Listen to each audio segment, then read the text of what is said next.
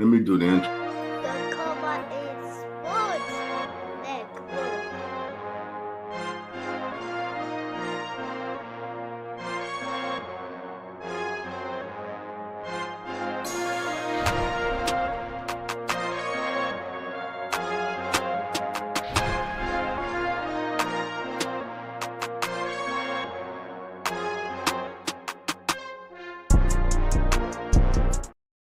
NFL Nation, how you doing? Come on in. Welcome to Come On In NFL, presented by the Come On In Sports Network. And listen, baby, the family is in the building. We want to hear from you in the chat. How you feeling on this great Sunday? Hope everyone's having a great weekend. But look, we about to talk some football, some free agency. We're gonna discuss the moves that are happening. Who's the off-season winner so far in free agency? But we know the game is not played on paper. It's played on the field. But with that being said, family, I'm going to let my brothers introduce themselves. What's up, y'all? It's your boy Carlos Clayton, part of Uneducated Sports Talk, representing the Come On In Sports Network. Man, let's get it live. Y'all ready to rock and roll with it? Yeah, Lawrence Foster here. Come On In Sports, for and out on our website, TikTok as well. The true winners are everybody here at Come On In Sports. Welcome in, everybody.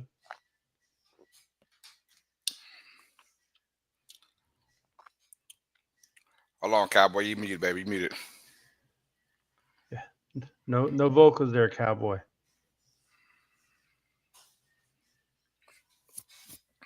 All right. While he's working that out, we got our off-season winners and losers. We know this time of season is not just about free agency. We got trades, we got releases, restructures, all that good stuff. So we're here today to kind of break down the first wave of free agencies already in the books pretty much. You have the second wave that'll be coming up. Still some big names out there, but as of right now, there's some definite winners and losers as we go and look through the NFL. And we have it in a nice kind of easy to break down, digestible manner. We'll start off with the AFC East. Well, obviously the biggest one is Justin Fields going to the Jets, in my opinion. The biggest name. How about that? Not the biggest transaction, but the biggest name for sure, Justin Fields. Is he going to be that, I don't know, franchise changer? I don't know, but it's a big splash by New York. I mean, they had the Aaron Rodgers debacle, we could say that. But now putting your trust in Justin Fields, like 2 years, $40 million, I thought was right up today's alley for a guy like Fields, who's been a starter for most of his career outside of last year. So I do think that the big splash by them. But if I want to go with a particular team, I think if you want to talk about wins and losses, man, the Patriots, man. Patriots went out there, especially on the defensive side, which I thought was key for Mike Vrabel and company. You want to start on defense, get those guys together.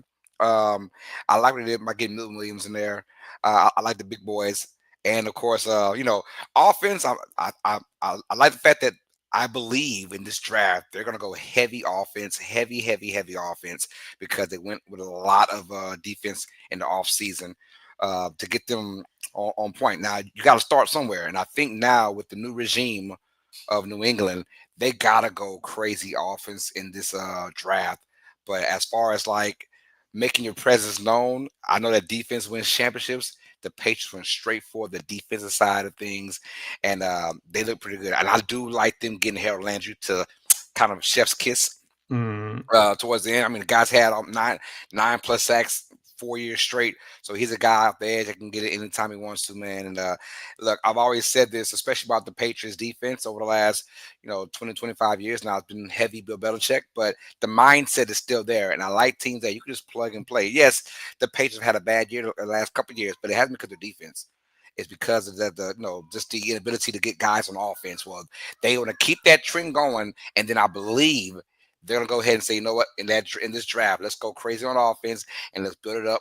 Year 1, year 2, year 3, we should be great with our success with the defense. So I do like the Patriots model for the offseason. Defense wins championships. And Cowboy, you want to play off anything Carlos said? Cowboy, still nothing from you, Cowboy, audio-wise. So I'll play off what Carlos said. Fields is the big name. He's a kind of grown-up there at quarterback for the Jets after what they've had. He's been through the ringer. He's been through kind of the ups and downs already, even as a first round pick. But like you said, to me, my eyes go to the Patriots. They loaded up on defense, very well defensive guy. He knows that you stop a team, you have a chance of winning. He saw what the Eagles did. Milton Williams, Harold Lane, like you said, I like the Robert Spillane signing a lot. I think that he was a guy who was underrated, played with his hair on fire every single play. And it makes sense to load up on offense, right? Receivers are deep like every year now in the draft. So I think you're right. The Patriots saw, okay, we're going to go defense, get our veterans, go young, and build with. They'll be able to build with May together. There's going to be a Yes. young core on offense and build that together, as opposed to getting veterans on that side of the ball. So Cowboys back. We'll see if we got the audio working. But team that I think is a loser so far this offseason will be for Cowboy. I don't know what the Dolphins are doing. Yeah, yeah, they don't know themselves, man. They don't know themselves, and it's you're right because the Dolphins are one of those mid-tier teams, man. They have the potential of doing something great, but then it's just like, damn, it's kind of gone, per se. When I look at them dropping Raheem Mostert and then them getting Alexander Madison, I was like, that still feels like you lost some and you try to gain it back, but it's not the same thing. It's almost like they were like, ha ha, he left, but here comes Madison can take his spot. Not really, because when Mostert's at his best, man, he's a much better explosive back than Madison, who's had some splashes. But and then I mean, if you want to get Westbrook-Ikini from the Titans, I get it, he's a touchdown maker. But as far as someone that's a threat, I mean, he had as many touchdowns as he has catches, and that's like 9 touchdowns or 11, whatever he had. He had like 15 catches all year. I'm exaggerating, but still, just you're right though. The Dolphins, I have no clue they're doing, man, and I believe they're on the same stage because they want to be so great, and they had a potential, but I think their window was already came and closed within 2 years. So, they better hope they get some splashes in the draft. Yep. We got Cowboy back. We'll see if we got the audio fixed. Cowboy, you with us?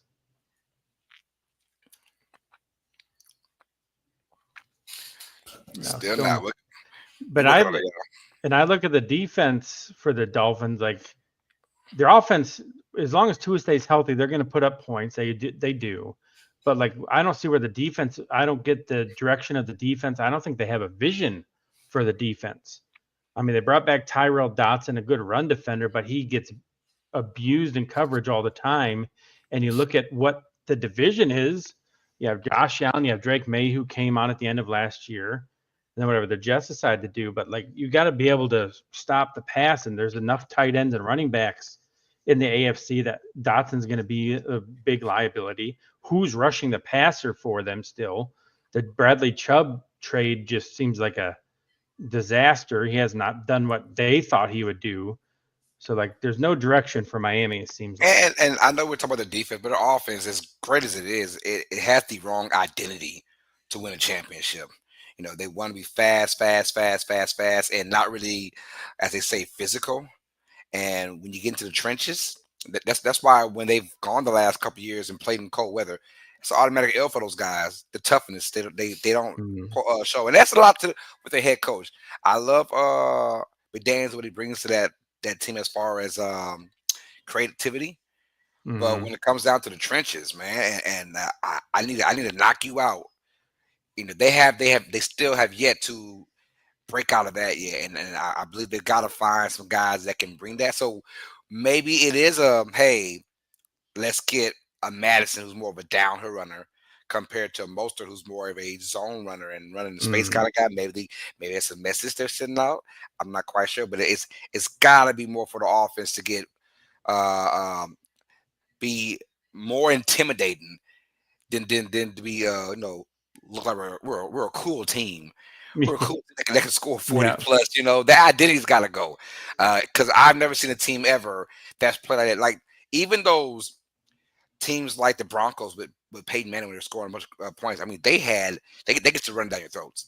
You know, any given time they can play the big boys. You know, it just happened they scored 40 plus per game with Peyton Manning over there and whatnot. But still we knew the identity that if we want to run the ball, we can, and the Dolphins don't have that kind of identity. Yeah. And then the Bills just quietly, I think, just keep plugging along. They're still the class of the division.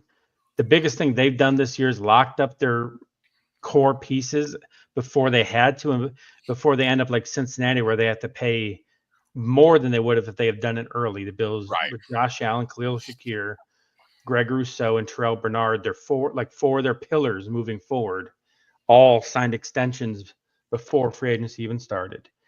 The only thing that gives me pause is the two of their big D linemen that they signed, uh, Hoyt and Ogunjobi, have the 6-game PED suspensions to start the Mm, year.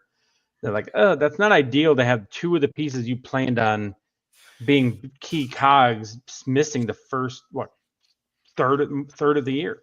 hmm And we haven't even talked about the biggest one yet, which is obviously Josh Allen getting that 6-year extension, $330 million.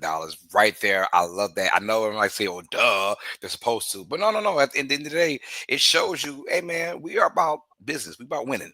We're trying to win something that gives us 6+ years with Josh Allen being your top 3 quarterback in the NFL right now, maybe top 2, top 1 in some people's minds. But that being said, he's the reigning MVP, and he gives you hope for the next 7, 8, 9 years for that franchise. I like the fact that they signed him. Whatever, we knew that was coming. But then, of course, like you said earlier, they just plug and play, man. You kept Shakir. I love the fact you kept Shakir.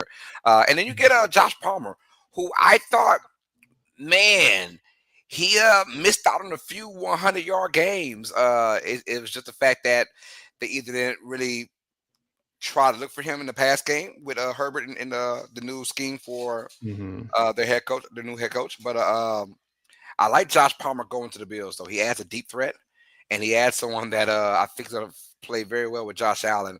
On top of that, I mean, getting Joey Bosa, although right now I think he's just a name right now, but maybe a new place for Bosa can get him his juices, grinding again, grind his new gears, whatever, Yeah. and get him back on track. But honestly, for Bosa, it's been injuries. That's all it has been. When he's healthy, he's a beast, but it just can't stay healthy. So hopefully, a new place, a new edge can get those guys going. But I'm loving what I'm seeing from this Bills team so far. It looks good. And what I see with Bosa is Von Miller played like 35-40% of the snaps last year. And that's the road. Bosa is going to be, I think, fine in that. If the team that's expecting him to play 80-90% is where he's going to break down. Yeah. He's still, with Pro Football Focus, had him as what, the 22nd ranked he pass rusher in terms of win percentage on his rushes. He just couldn't close them. So the Bills just need somebody to get pressure opposite Greg Rousseau. Mm-hmm. So those two working together, hopefully Ed Oliver has a bounce back here. But I think one clear loser in this division. I think the other three were kind of winners. So Yeah, far. I agree. I agree wholeheartedly with you, man. I agree, and it all depends on the direction too. Like, if you're the Dolphins, the reason why I got them as losers right now. If you're the Dolphins and you gotta have that mindset of contending, and I don't think they have that mindset. I think they were comfortable being the level losers of the division right now. Yep. I don't like that feeling. All right, let's see. Is it fourth time the charm here, Cowboy? It is not. No, I'm sorry. Hey, Cowboy, have you just tried flat out just turning it off, your whole PC, and then turn it back on? I would just try and do that. I'm saying I was gonna text to you, but I'm just tell you right now. If you want to just turn it off completely, then turn it back on. See how that And then does. before we move on to a different division, I think you nailed it. Of McDaniels is a great strategic guy, but he is too loosey goosey. I don't think he has built the right culture in there. They're a reflection of their coach, and they're Yes. soft. Yes. There was a saying, I forgot which Cole game it was. It was this past year, and they said during halftime the locker room came in, and he was just shivering, turned beet red. He could barely talk because it was so cold. They're like, "This is our head coach for real." Not Yeah. doubting the guy because he's a genius when it comes down to his creativity. But as far as a head coach, there's a difference between the OC and the head coach. And right now, he's probably more towards a damn good OC and not necessarily a quote unquote leader of men. Yep, I agree with that. So our next division, AFC North. Initial thoughts on that one, Carlos? I'm gonna tell you right now. Look, I mean, albeit they don't have a quarterback yet. I like Pittsburgh, man. Pittsburgh's going full throttle, man. So obviously the DK Metcalf trade is the biggest one. Them getting Metcalf in there, and I said they did resign. Not resign, but they signed back Mason Rudolph, but he's definitely not going to be the starter. We know that. They're still working on maybe Aaron Rodgers, maybe Russell Wilson. We don't know. Both those guys are old, and they deserve to take their time, I guess. But all in all, they got Kenneth Gainwell to mix in with Warren. I know they lost Najee Harris to the Chargers, which I thought was a big deal. But getting Kenneth Gainwell, albeit he's been sort of the guy behind Saquon and the guy that was part 3 in the 3-headed monster they had a couple years ago, I still think he has a lot of leg with him for this team, and they're probably gonna need him a lot. And he's played a lot of serious football, albeit the back of the Saquon, albeit just a plug and play kind of guy. But he's played a lot of good minutes, a lot of big time minutes for this Eagles team. Now he's going to Philadelphia, right across the border, whatever they say. And then of course them getting Darius Slay. I like it. I mean, Darius Slay. It was funny because 2 years ago I thought Darius Slay was done. He was done. And I thought he was like, yep, that's it for him. He was getting burnt like a nice crispy toast, man. But then this year, he looked the par again. And look, I do think it's a smart move by the Eagles to let him go, obviously. But it's a smart move by Pittsburgh as well to get him. And I like the fact they got that, man. So who knows, man? Who knows? They need a quarterback. If they can get someone, I mean, you give Russell Wilson or Rodgers another crack at it, man. DK, and you pair him up with Pickens. I think it'd be a nice, crazy duo, but a nice duo nonetheless.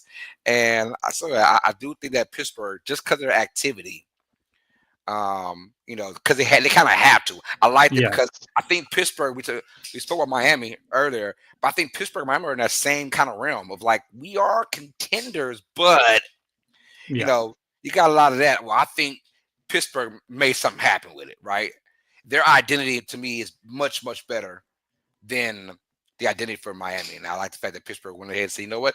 We're a physical team, and let's go get a physical wide receiver in Metcalf and also a big play guy. And like anyone that's runs a 4.3, pushing 250, 260, can jump out of the gym. That's a huge win for anybody, man. Yep. So Paul's back with us. Cowboys back with us. Welcome in, every. Come on in. Can y'all hear me now? Oh, Cowboy is working now. Let's go. Yeah. Sometimes you got to turn that bad boy off and turn it on, man. Well, I found out too. I was on my Chrome app, so I swiped back over to Microsoft, and hopefully this will work out better for me. Hey, let's get it, man. You're here now. That's all that matters. So Dolph Cowboy, thoughts on the NFC North teams and how they're sitting so far a week into the off season. Go ahead, Cowboy. I'll go last. Oh, okay. I just find it interesting that a lot of these teams hitting this free agency with a lot of focus on, not like Carlos was talking about, not the trenches, but more so as edge rushers and cornerbacks, safeties, and a lot of support type team players. No one's like really making a big splash. I mean, people have made adjustments to to what they have as far as offense. But defense is, they say defense wins games. And I see a lot of people that have kind of veered away from that unless they're going to rely on what they already have, in house. But the game is changing, like they said, and it's like they rely more on the speed of the the edge rushers, the speed of the cornerback to make the big play that's going to be needed down the stretch. Defensive linemen, they come and go. You got people that that can make plays. I think that was Miami, one of the teams that I saw that need a huge boost in defense. Oh yeah, and they didn't focus on defense at all going into free agency. I didn't see that at all. I'm just finding this interesting that a lot of people are not going after that defensive player.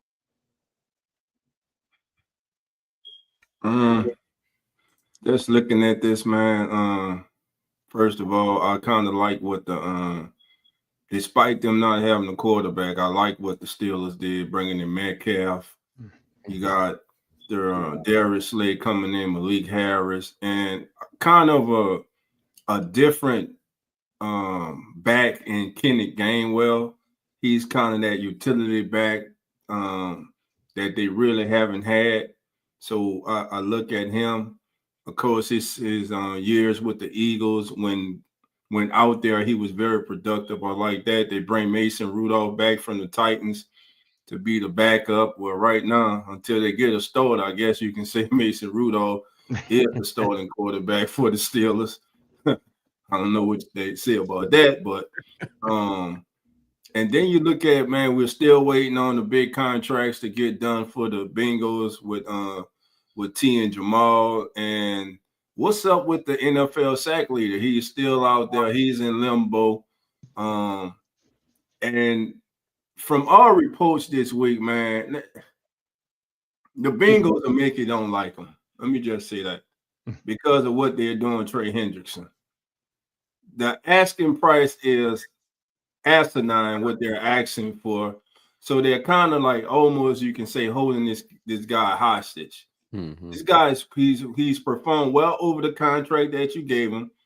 He's led the NFL in sacks this past season, and hell, he has the most sacks in the NFL the last 2 seasons. That's more than Myles Garrett. That's more than Mason Crosby, Max Crosby, who just got big contracts. That's more than Michael Parsons, who's going to get a big contract. Trey Hendrickson is that dude. Yeah. 35 sacks. He was the most consistent player on that defense the last 2 years, on the defense that we all know struggle mightily. So why you can't find the money to pay him, I understand. You got to get Trey done. You want to get Higgins done. But, man, there got to be some meet and ground. You can't just keep letting great and good players. This guy's in his prime. Yeah. He's in his prime right now. And from his standpoint, you got to look at it. This could possibly be his final big contract in the National Football League.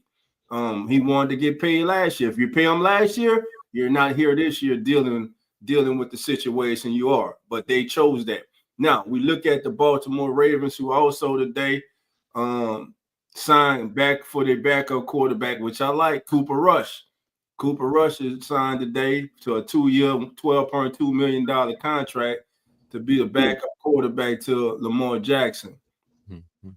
DeAndre Hopkins, I love D-Hop, man, but I think his best days are behind him. If I was to put an over-under on touchdowns for D-Hop this season, over 5 or under 5, I'll say under 5. I had to go with the under. I agree. You know, he's in his time. He's a great receiver, but I just think he's lost a step. We know he never was that receiver with that blazing speed. He's a precise route runner. He creates space with his route running and his strength and his physicality.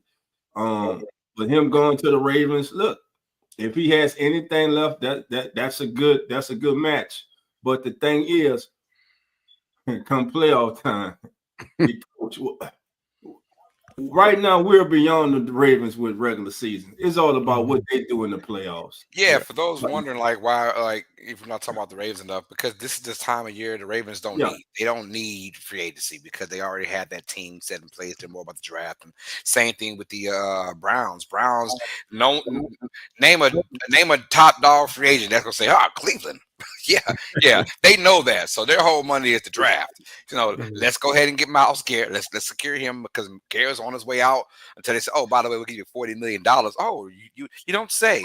Well, we'll stay then. It's sometimes it is all about the money. Let's just keep that real. And I don't blame anyone for getting your paper. Get your paper, dog, no matter what it is. So that's why we don't really talk about those two teams, the Ravens and the Browns. Ravens more for, they got their squad. They're a great team as it is, and the Browns, no one free agency isn't their strong suit. How about that? Because of where they are. Right. And normally it isn't the Steelers' strong suit, but they really took strong action this year, which kind of goes against what they generally do. Like that big time trade for DK Metcalf, getting Darius Slay. That's not really when you think of Pittsburgh, like what they traditionally do. Yeah, because what they do is not working. That's why. But then that's what I was going to say. I mean, yes, we all love Pittsburgh, and they've been this team for 30 plus years, and they're one of the winningest franchises ever. And Mike Tomlin's never had a losing season. I get all that, but what has it turned into? One Super Bowl appearance. You know, or it's two maybe, but one they won for sure. Only one Super Bowl they won. So I mean, yeah, I mean, you gotta go ahead and do something different. And I think Tomlin is finally realizing, man, I just can't keep going with the same old grinded out attitude, you know. And let's just get 9, 10 wins every year, and and beat on the road and get smacked up. It's happened like last 6, 7 years now. Well, I mean, these who's guys gonna haven't won a be the playoff man game understanding, since Carlos? 2016. Yeah, that's the question, guys. Who's gonna be the man understanding? that will be the only reason that that DK Metcalf trade makes sense. You got to get a quarterback that's gonna get him the ball. He's going to get open. You know, people think he's probably lost a step, but what we saw last season, he did not lose a step whatsoever. And I don't think Mason Rudolph, being in that quarterback room is going to make that difference for DK. They have to go get somebody to get him the ball. But I don't know what Tomlin is thinking over there, because he's doing more appearances on podcasts these days than he is behind the camera and on the field. So I don't know what his thinking is. And that's why I hate social media getting involved with a game like the NFL football. It kind of changes the game and interferes with it a little bit. But Mason Rudolph, I just don't know. He's not that guy. The Steelers have to check that quarterback. DK Metcalf is an excellent pickup for them. And the only reason that's going to work is if Mason Rudolph is not the starting quarterback. Oh, he won't be. And Mike Tomlin, you are welcome on the Come On In Sports Network anytime. I don't give a damn.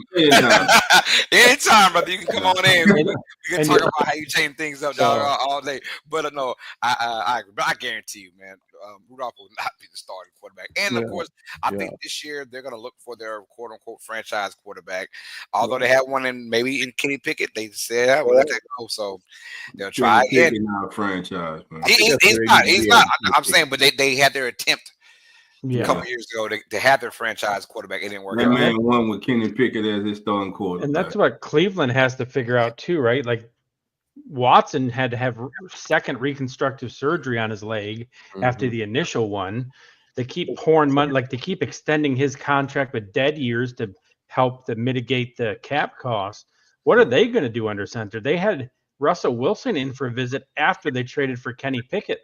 So they're obviously not even settled. And who knows what, I mean, if Russell went there to visit, so they could be a wild card, and maybe they make a move nobody's expecting to get a quarterback, because I didn't have Russell Wilson even visiting Cleveland on my bingo card this offseason. No matter who the Browns get, man, sometimes when you get your ass knocked out by just a better person, you just gotta shake that man's hand and say, you know what, we lost. That's the Browns with Deshaun Watson. Hey man, that 230-something million we gave you, dog. Hey man, just go ahead and keep it, bro, because it's our fault, man. Sometimes you gotta man up and say it's our fault, and that messed them up for the next couple for another decade, man. And while we're on the AFC North, just a reminder today that Mark Andrews has a $4 million roster bonus that triggered today. So I still think Mark Andrews is one of the better tight ends in the National Football League. I know the treatment and the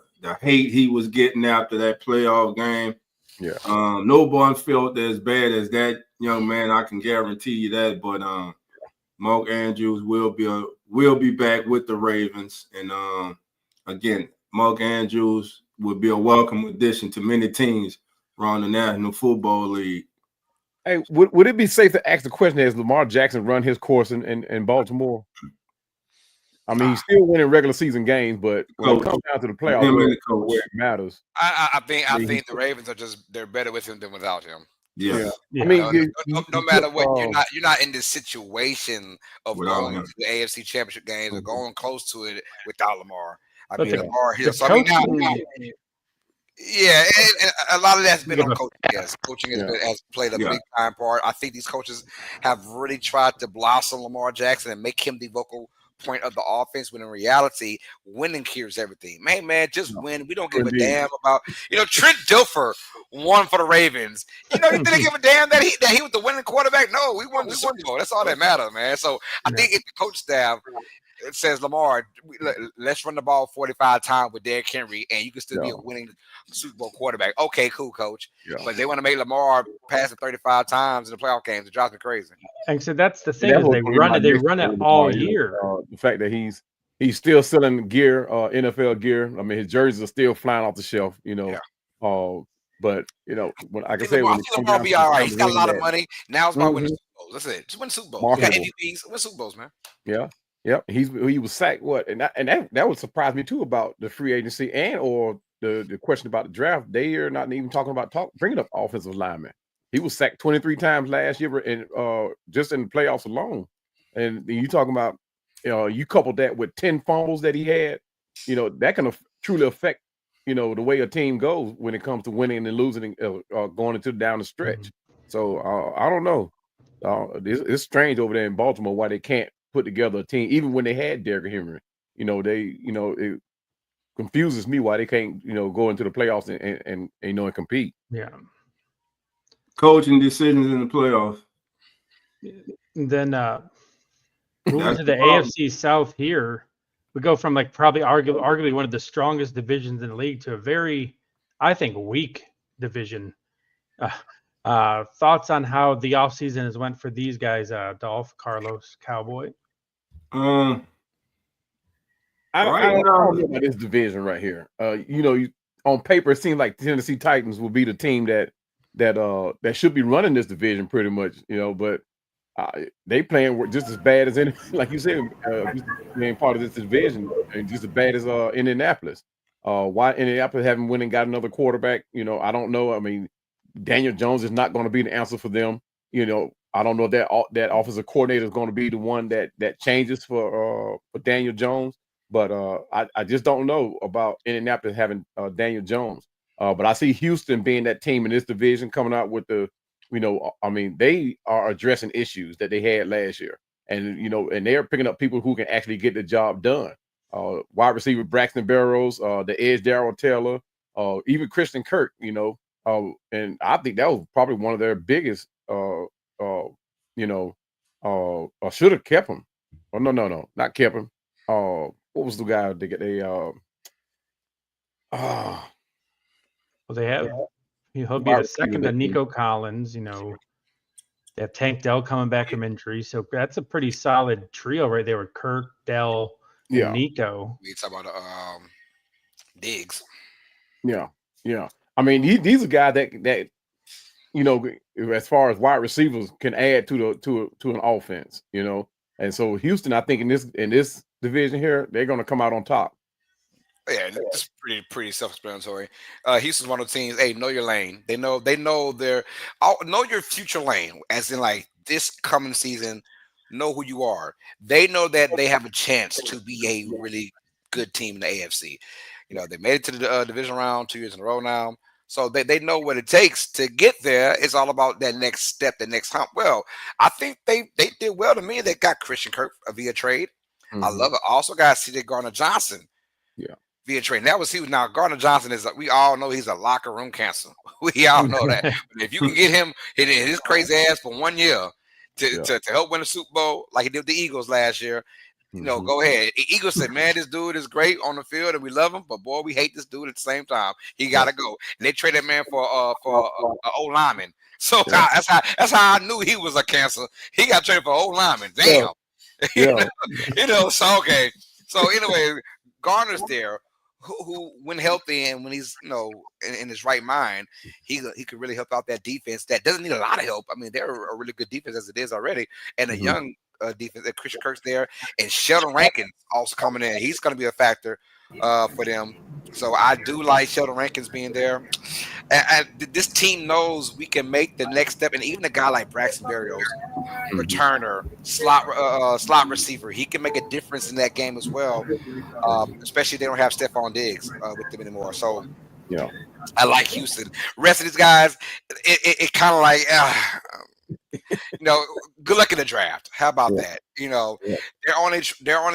are these teams that actually do know their place, and they know that We cannot compete with any of the top percenters in the AFC right now. But let's get better. So let's do some plug and play, guys, and let's get better via draft, get younger, get better, and that's how you work it. If you're the Jaguars, Colts, and Texans. What's up, Jeremy? Welcome in. What's going on, fam? How are we doing today? What's up? Doing good, Jeremy. How about you, my brother? Good. Sorry, a little late. Are you good, man? Better Good, late you than right on time, man.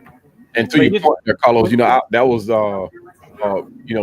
what you that last part you were saying about people being better. I mean, the team getting better than the other teams in the division, which is why we look the way we look as far as the Falcons are concerned.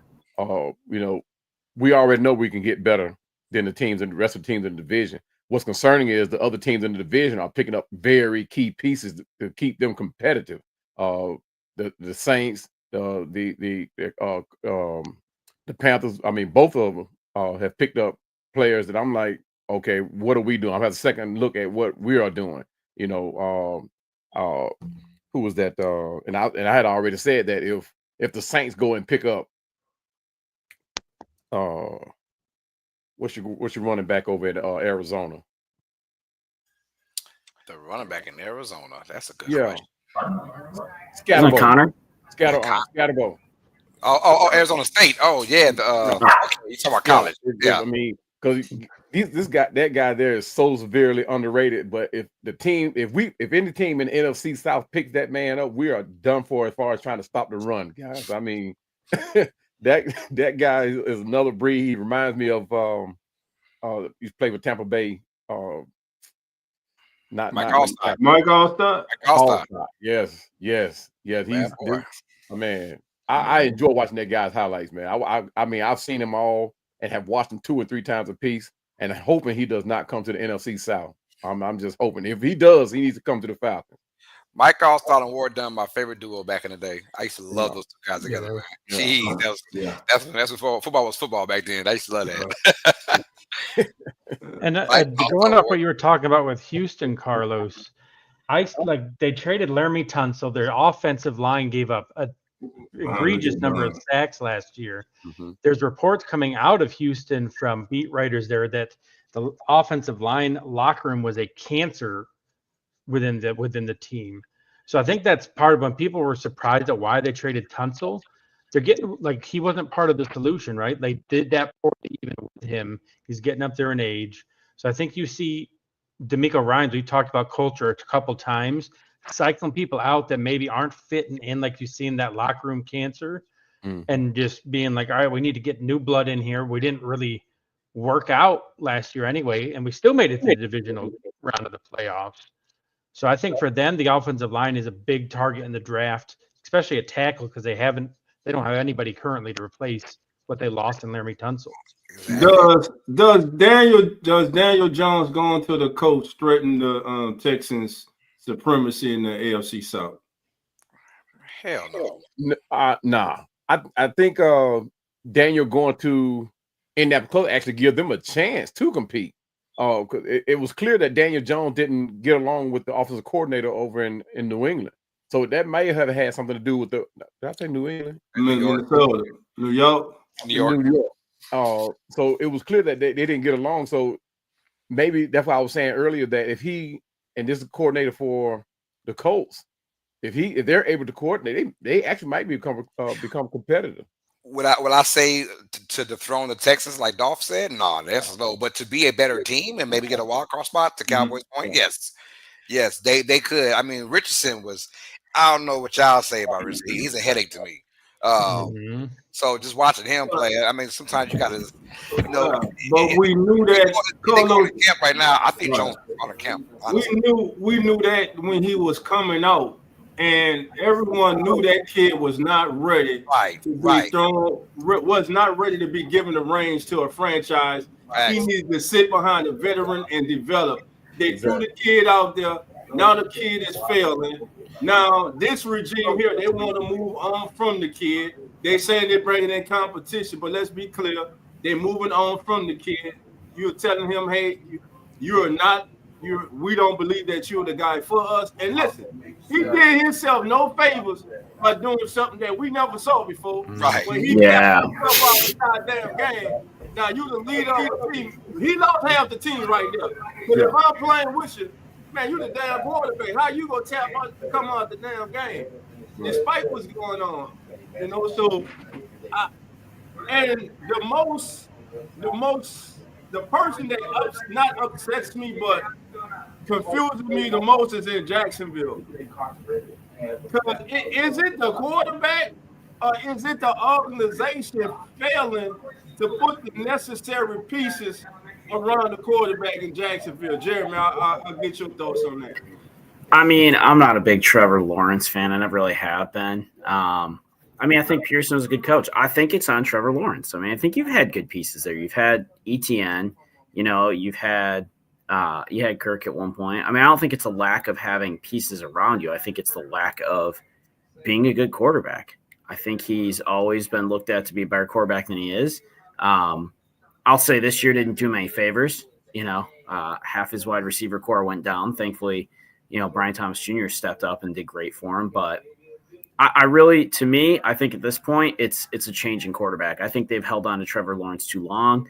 I think Mac Jones, and look, I don't like Mac Jones, but I think he came in at times and looked more competent in that offense with what the pieces were. I think Trevor Lawrence has had a lot of rope. I think it's time to cut it and move on from him and see what they can do with somebody else. I disagree with that, but I mean, no one was saying that 2 years ago when he was in the playoff. I get it; it's a what have you done for me now lately kind of league. But 2 years ago, he made it. They were the cream of the crop for the AFC South. I think the team itself would just let Trevor Lawrence down. Yeah, he's not as messiah as some folks like to have him as, top 10 quarterback, but he's up there. 12, 13, 14, somewhere in that. He's still a really good starting quarterback. I think teams like Jacksonville, you've got to hold on to this guy. What are you going to get better than Trevor Lawrence right now that in your foreseeable future if you're Jacksonville? I would not have – hell no, Mac Jones. I don't give a damn. No. I know Mac Jones. I'm not saying Mac Jones. God no. If you're Jacksonville, what are you going to get right now within the next 5 years that's better than Trevor Lawrence right now? Nothing. Probably nothing. Nothing. You ready to pay to get all the money? Go ahead and stick with them because you need to get pieces around and make yourself better. Yeah, I think it's real easy to point the finger at Trevor because he's probably the only big piece left from that time when they were from that playoff run, wasn't he? He may be the only big piece left. Everybody else has been traded or whatever. So he's the only one left, and so it's real easy to say, okay, yeah, Trevor's that guy. He's the mold that's not getting the job done. But I think the team, like you said, I think the team itself let him down by not the organization, consistently, especially when that offensive line got bad. Trevor, it's real easy to get your mind rattled too when you're a quarterback that's consistently on your back or either have to be on the run. But Trevor Lawrence, I don't think he's that bad as people probably make him out to be. I think he's very solid, but when you have bringing a player like a Trevor, you have to build to the point where he feels comfortable back there to continue making those plays like their playoff year he had or playoff years he had. Bradbury's a free agent, isn't he? Who's that? Bradbury. Got a question. Fat Boy Yogi. Fat Boy Yogi for you, Cowboy. Cowboy, would you take Bradbury for 2025 7th and 2026 4th? No. Yeah, Bradbury from Philly. He's a free agent. Yeah, free agent. Yeah. So the question is, would you take him? That's it. Would you take him to the Falcons? No. And I tell you why, because my focus right now is the two key areas on defense. And that's not saying Bradbury couldn't get the job done. But for what our defense and the way we look, I would have to go Mason Graham. I want Mason Graham because we got rid of Grady. So that opens up a spot there. I mean, we got Ruka Rojo and Brandon Dorless. But do we truly know what these two guys have for the extent of a whole season? We brought these guys in on spurts playing behind Grady, and not having to carry that workload. But do they have what it takes to play, as to say, 3 or 4 plays out of a series consistently through a whole full game?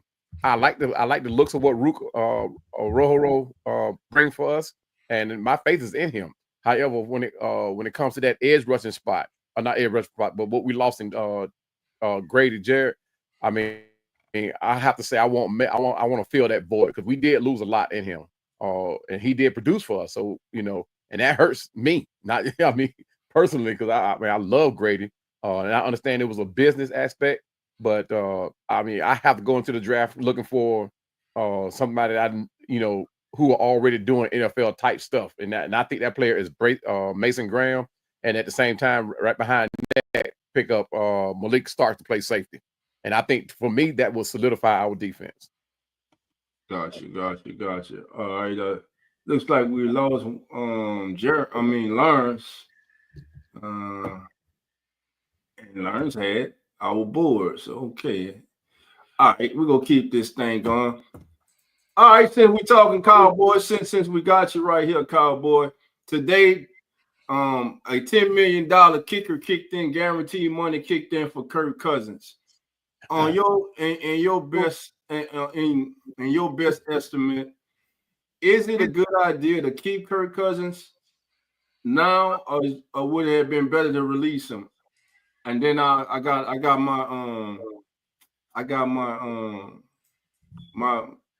my thoughts on it. I think I know why they're keeping him, but I'll hear you. It makes all the sense in the world to keep him. And for two reasons for me. One, the major concern that I have is Caleb McGarry being at his backside. He's not 100% dependable. Hasn't been. So if for some reason Michael Penix goes down, we still have a Kirk Cousins, a quarterback that can still get us to the playoffs. I mean, money-wise, nobody's going to come in and pick up that contract. Granted, we didn't do ourselves any justice by signing him to deal like that. But when you look at the total deal in itself, it was actually cheap compared to what other teams are doing with these other quarterbacks. The downside to it is Kirk Cousins didn't give us what we thought he was going to give us. So now the deal looks like really bad.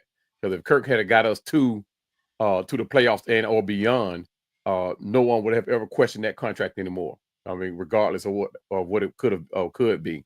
But going back to Penix, do we know that Penix is that guy for us?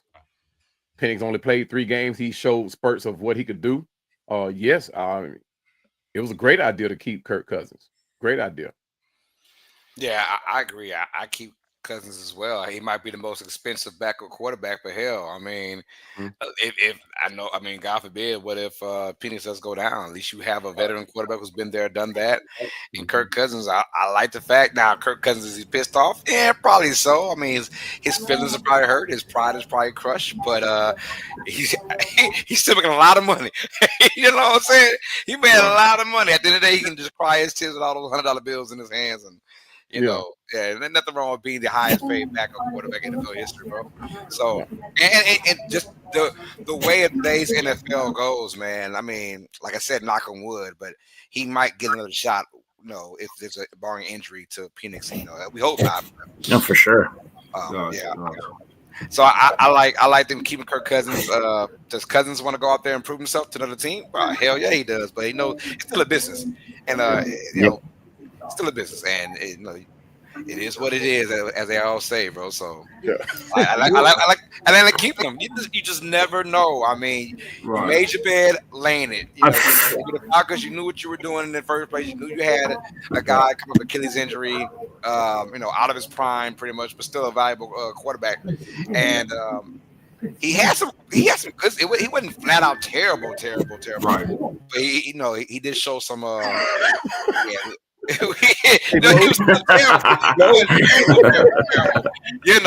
that's why they did put Penix over him at the end. But I would like to have Kirk Cousins as a backup. It might be expensive, but like I said, but who wouldn't want him as a backup? I mean, look at my team. I've talked about this how many times? We've had Kyle Allen and Mitch Trubisky as our backups. Like we go from Josh Allen to a Kyle Allen in the past or Mitch Trubisky. That drop off is off a cliff. I mean, granted, yeah, $100 million you're in on Kirk Cousins at this point still. But one, you're not going to find any way to take that contract at this point. And two, yeah, I want a serviceable quarterback. Hell, if we went and got Daniel Jones as our backup, I wouldn't be upset. In fact, go get Trey Lance and get him on the cheap and put him in our system as a backup quarterback because he has a similar skill set to Josh Allen as it is, right? Not the same arm, not the same build, but he's a mobile quarterback. Y'all will be that kills me.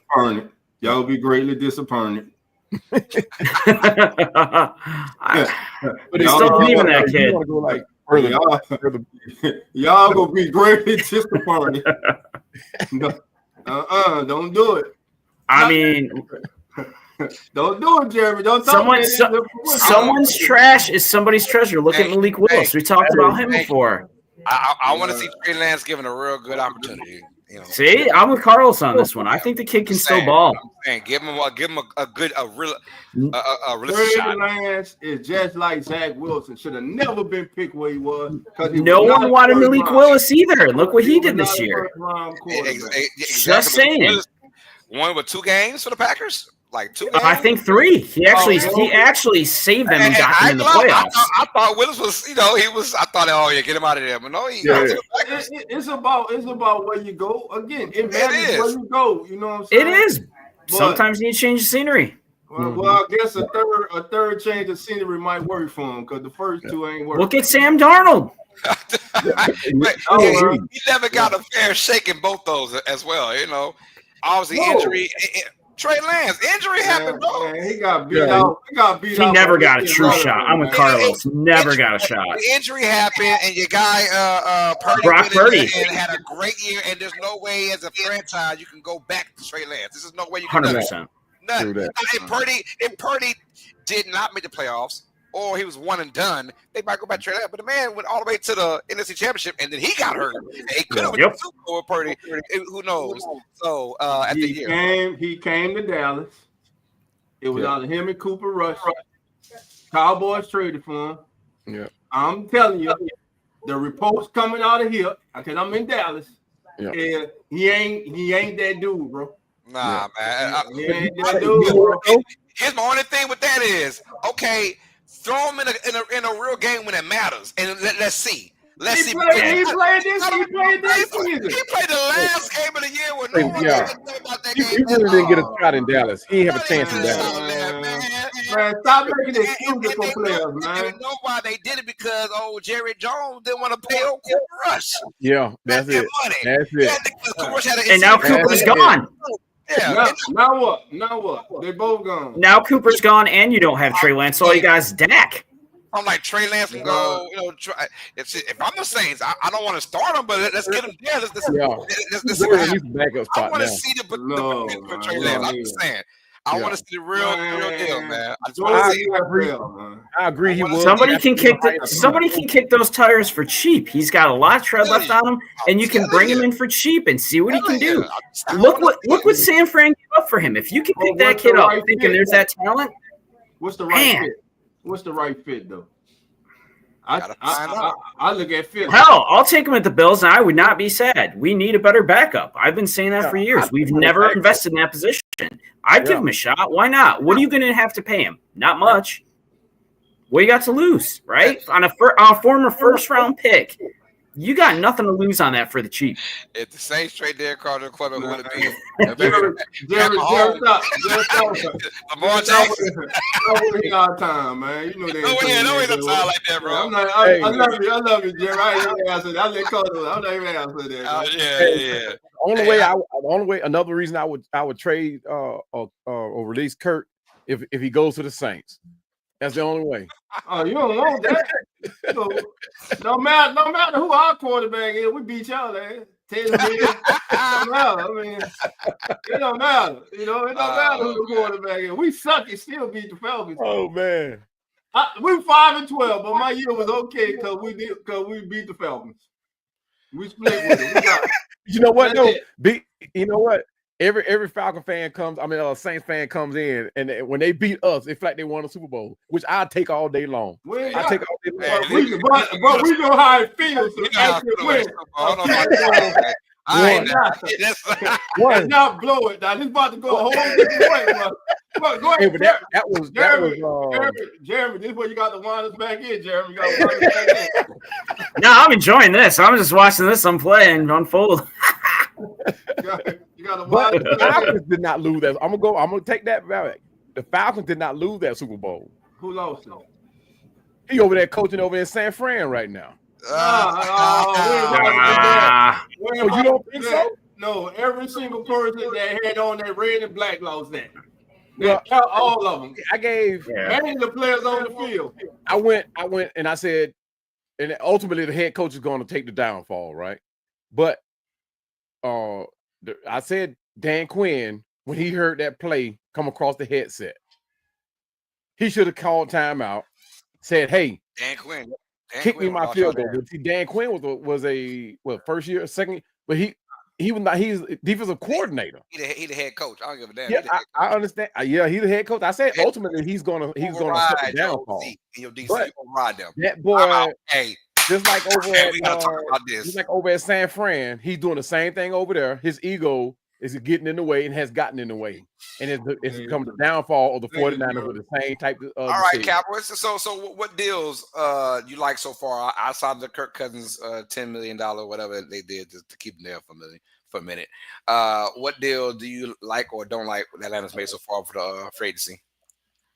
I like that we brought back Mike Hughes.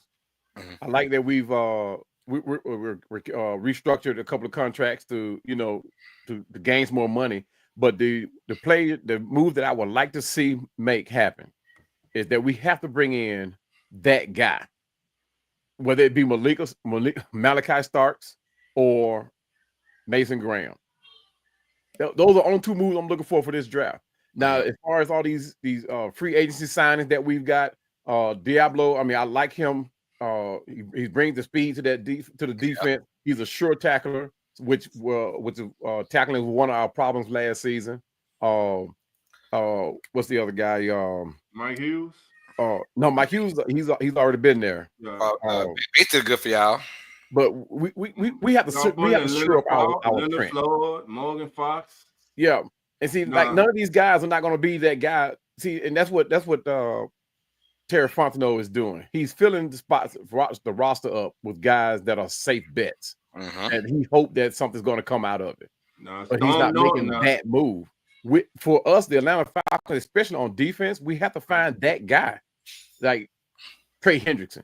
Trey Hendrickson will set this defense off to the point where it'll be crazy.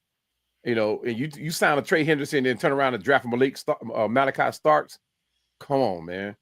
I mean, I like Mekhi Walker over at Georgia. I like Jalen Walker over at Georgia. I like all three of those guys. But at that safety spot is a true compliment to picking up a Trey Hendrickson. Okay. I love it. All right, Don, what about New Orleans Saints, our favorite team out here, man? What do you like, what you don't like about their offseason so far for free agency? What I like about the Saints offseason. Be nice now. Justin Reed was an absolutely splash signing that I didn't expect. I love that. I love that signing. He's going to bring that physicality to that secondary. Of course, he brings championship pedigree to that secondary. He's a Louisiana kid. He's happy to be back home. He's playing with Tyron again. I love the opening day of the of free agency, the trade for Devon Gacho, getting him from the Patriots for a 2026 7th-round pick. We know that the Saints seem to be switching to a 3-4 defense. You need that space eater, able to eat up blocks up front and get off blocks. He is that guy. He has been one of the top run defenders in the league the last several years. Then they re-signed Chase Young. I like it. A lot of people looked at the Saints re-signing Chase Young and were like, why? Let me just say this. You guys have heard me say this before. A lot of times we get caught up on the sexy stats. Sacks. How many sacks did he have? there are not a lot of. If you look at the NFL, the last, you can count on probably one or two hands, almost on two hands, the number of guys who have had double-digit sacks in the season. Yeah. Chase Young affected the quarterback last year. 5.5 sacks. He had 66 pressures. He's one of the top defenders in the league in putting pressure on the quarterback. And he's still only 25 years old. He has a chip on his shoulder despite signing his contract.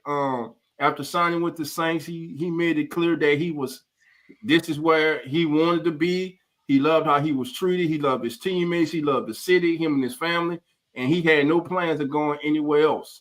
And evidently, the coaches looked at the film and decided, hey, Chase Young is someone we want to be part of this defense. Then they reached back in the time a season ago as they bring back Isaac Yadam on a 3-year, $9 million deal. We know when he filled in for Marshawn Lattimore for 8 games, he had 14 passes defense, 37 tackles. So they bring him back, and now a depleted secondary because Paulson Adebo signed with the New York Giants. Now you have a veteran in Isaac Yadam. You have Alante Taylor, and you have second-year corner Kool-Aid McKinstry. And I still look for the Saints to do something in the draft at cornerback. I don't think they're finished here. Maybe in the second round. I don't think they'll take a corner with the 9th pick in the draft. But Jawan Johnson coming back, I understand. He's frustrating. He's inconsistent. But then again, he was the number 1 tight end on the market ranked by NFL.com and PFF, and you re-signed him. They re-signed the veteran Dante Pettis to a 1-year deal, special teams. But, I mean, listen, Reed, Gotcha, it's changed, bringing back Isaac Yadam. Hey, let's just wait and see what Kellen Moore does, how he forms this team, and it's just I'm just on the wait and see thing, man. But with the moves that they made, I'm not upset with it. I have no problem with it right now, Carlos. I hear you.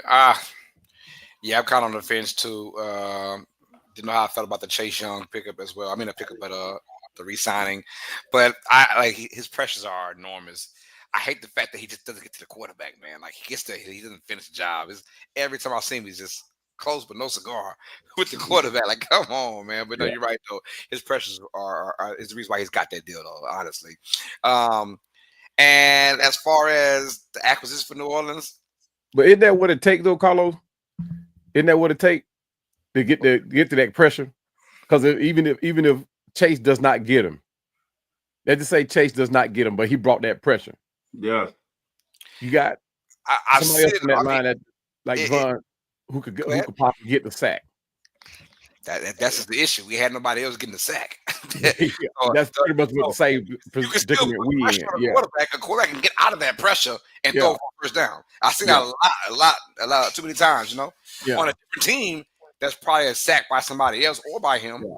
But pressure does make a quarterback do some ill-advised things too. Oh yeah. But in today's NFL, when you're pressuring Kirk Cousins, it's different from pressuring anybody else. You can pressure all day. These guys are going to get out of that pressure. Yeah, a mobile quarterback. Yeah, mobile quarterbacks. Yeah. You pressuring Kirk Cousins or someone like this, a standstill quarterback. That pressure. That's what I also like about Penix too, because Kirk Cousins took a lot of sacks last year that he could have gotten away had he had some wheels up under him.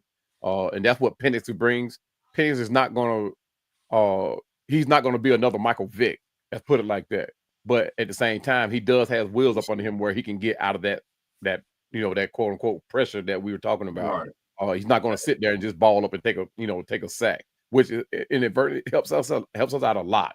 And what I like about Penix too he doesn't overlook those short throws. Unlike Cousins who was trying to make the big play just about every play. Penix loves those little 8, 9, 10, 11 yard type throws that that could extend anybody's offense. Let me just say this: and we all heard this before. The most popular player on the team is the backup quarterback, especially a young quarterback. Penix came in, showed a little something, but guess what? You got a whole off season. Teams got film on you now. what you go do. You really don't know what you got. You think you know what you have in Penix, but you really don't know what you have in Penix. So to me, I believe that's one reason the Falcons are holding on to Kirk Cousins, but also I believe that they're holding on to Kirk Cousins. Let's say when the trade deadline comes and a team needs a quarterback, maybe a contending team. Hey, they call up the Falcons, and you know what's it gonna take for us to get Kirk Cousins? You bring in a veteran like Kirk Cousins, and you keep that ball rolling. But I don't think that. I understand Penix is going to be your starter. Young man got great potential, but we got to see it for a full season. You know, we have to see it for a full season. I can't wait to see him. I mean, he is that guy. I actually wanted him to come in and start, to be honest. But Kirk Cousins was already here, and I think Kirk Cousins and people make. I mean, like I said, it was a stretch to believe that Kirk Cousins got petty after the pickup of Penix. But you talking about a guy who has a huge chip on his shoulder. You know, when he went to Minnesota, he did the same thing. When he went to Washington, he did the same thing. He had a chip on his shoulder. And in both organizations, he got into it with the administration. I mean, on both administrations. So he came here and with the intentions of being that man here in Atlanta, and you go pick up a quarterback, first round, 8th pick. You already know your time is limited. What it's about? What did they tell him in those meetings to get him to sign on the dotted line? Besides that $100 million contract, but you know, ego come in. You know, you can. I mean, I understand that, but damn it, if I'm in contract negotiation and you already have serviceable backup quarterbacks on the team, and I'm signing with you, and then and you hell, I find out watching the draft. That you actually decided to take a quarterback in the first round. You didn't call me and tell me. You just say, "Hey, just to let you know, hey, this kid's there. We taking him." You know, you just went on and did it. You know, well, Kirk Cousins probably felt disrespected too. Yeah, you got to figure, you know, he didn't find out until after the pick, and then he turns around later on, finds out, hey, I'm not getting my number 8 jersey from Kyle Pitts. So I mean, come on. I'm talking to my cousin. My cousin Red Swan came in here. Get that head out your hole. Red Swan. Hey, what's up, Red Swan? Hey, first of all, I'm not hating, bro. Hey, you know I ain't hurt, man. Yeah, that's my third cousin, man. You know, one from my mama's side, man. But anyway, Red. Whoa, you already know, brother. I ain't hate, bro. I'm just telling the truth. Just slow your roll, bro. Just slow your roll. I'm just saying, be careful. Be careful. That's all I'm saying. But hey, let's go to the NFC North right quick. There's a team in the Minnesota Vikings that quality kept. The Vikings have had a good offseason. When you look at the additions, first off, they re-signed Aaron Jones, which I think was wise. But then I like the trade they just made with the 49ers as they pick up running back Jordan Mason for a 6th rounds a pick this year as they swap with the 49ers. And then on the offensive line, they agreed to a 2-year deal with Ron Kelly, the center. They signed guard Will Fries, who was one of the most top-ranked linemen in free agency this year, excuse me. They signed former Commanders defensive tackle John Allen. Now, a contract signed, a 2-year, $30 million contract to Javon Hargraves. A lot of people were up in arms about that, but it's only for 2 years. And listen, if it hits, it's a great hit for them. Linebacker Eric Wilson is back, and they re-signed cornerback Byron Murphy. I like what the Vikings did. Now the thing is, who's gonna be that quarterback? Is it going to be your first round pick from last year, McCarthy, or could it be that guy walking on the beach and smoking mushrooms or whatever the hell he's doing, Aaron Rodgers? You know, and if I'm Aaron Rodgers and I'm looking at a team to go to, you damn right, I'm gonna look at the Vikings. Aaron Jones, my running back. I got arguably the best. Arguably, you can put he in that fight. Justin Jefferson, Addison on the other side. You what? Hawkinson, the tight end. Yep. You got a good offensive line, a good defense. So I'm telling you right now, put Aaron Rodgers in this offense. We saw what Sam Donald did last year. Mm-hmm. Now, say what we want. We were all on here week after week on as the NFL turn. You know, me and Carlo, we was like, man, Aaron Rodgers needs to retire, man. But toward the end of the season, the last 5-6 games, Aaron Rodgers started to look like Aaron Rodgers. So somewhat. I'm sorry. I can't. Somewhat. But he just I listen, but the Jets had a lot of stuff going on with them. Mm-hmm. And a lot of people automatically figured that it was Aaron Rodgers, but it was actually the damn team. No. It was actually the team. This comes from credible sources. So it was actually stuff going on with the team. So stuff that he didn't agree, that was like people not being held accountable. Just a lot of stuff behind closed doors that was going on. But I like what the Vikings did this offseason. What about you guys? I think what the Vikings did, I think they got the biggest unknown person, which is Will Freeze from the Colts, the right guard. I thought that was something they needed. I thought that was, in my opinion, probably the best acquisition of the offseason so far that no one's talking about. Like, 5-year deal, $88 million.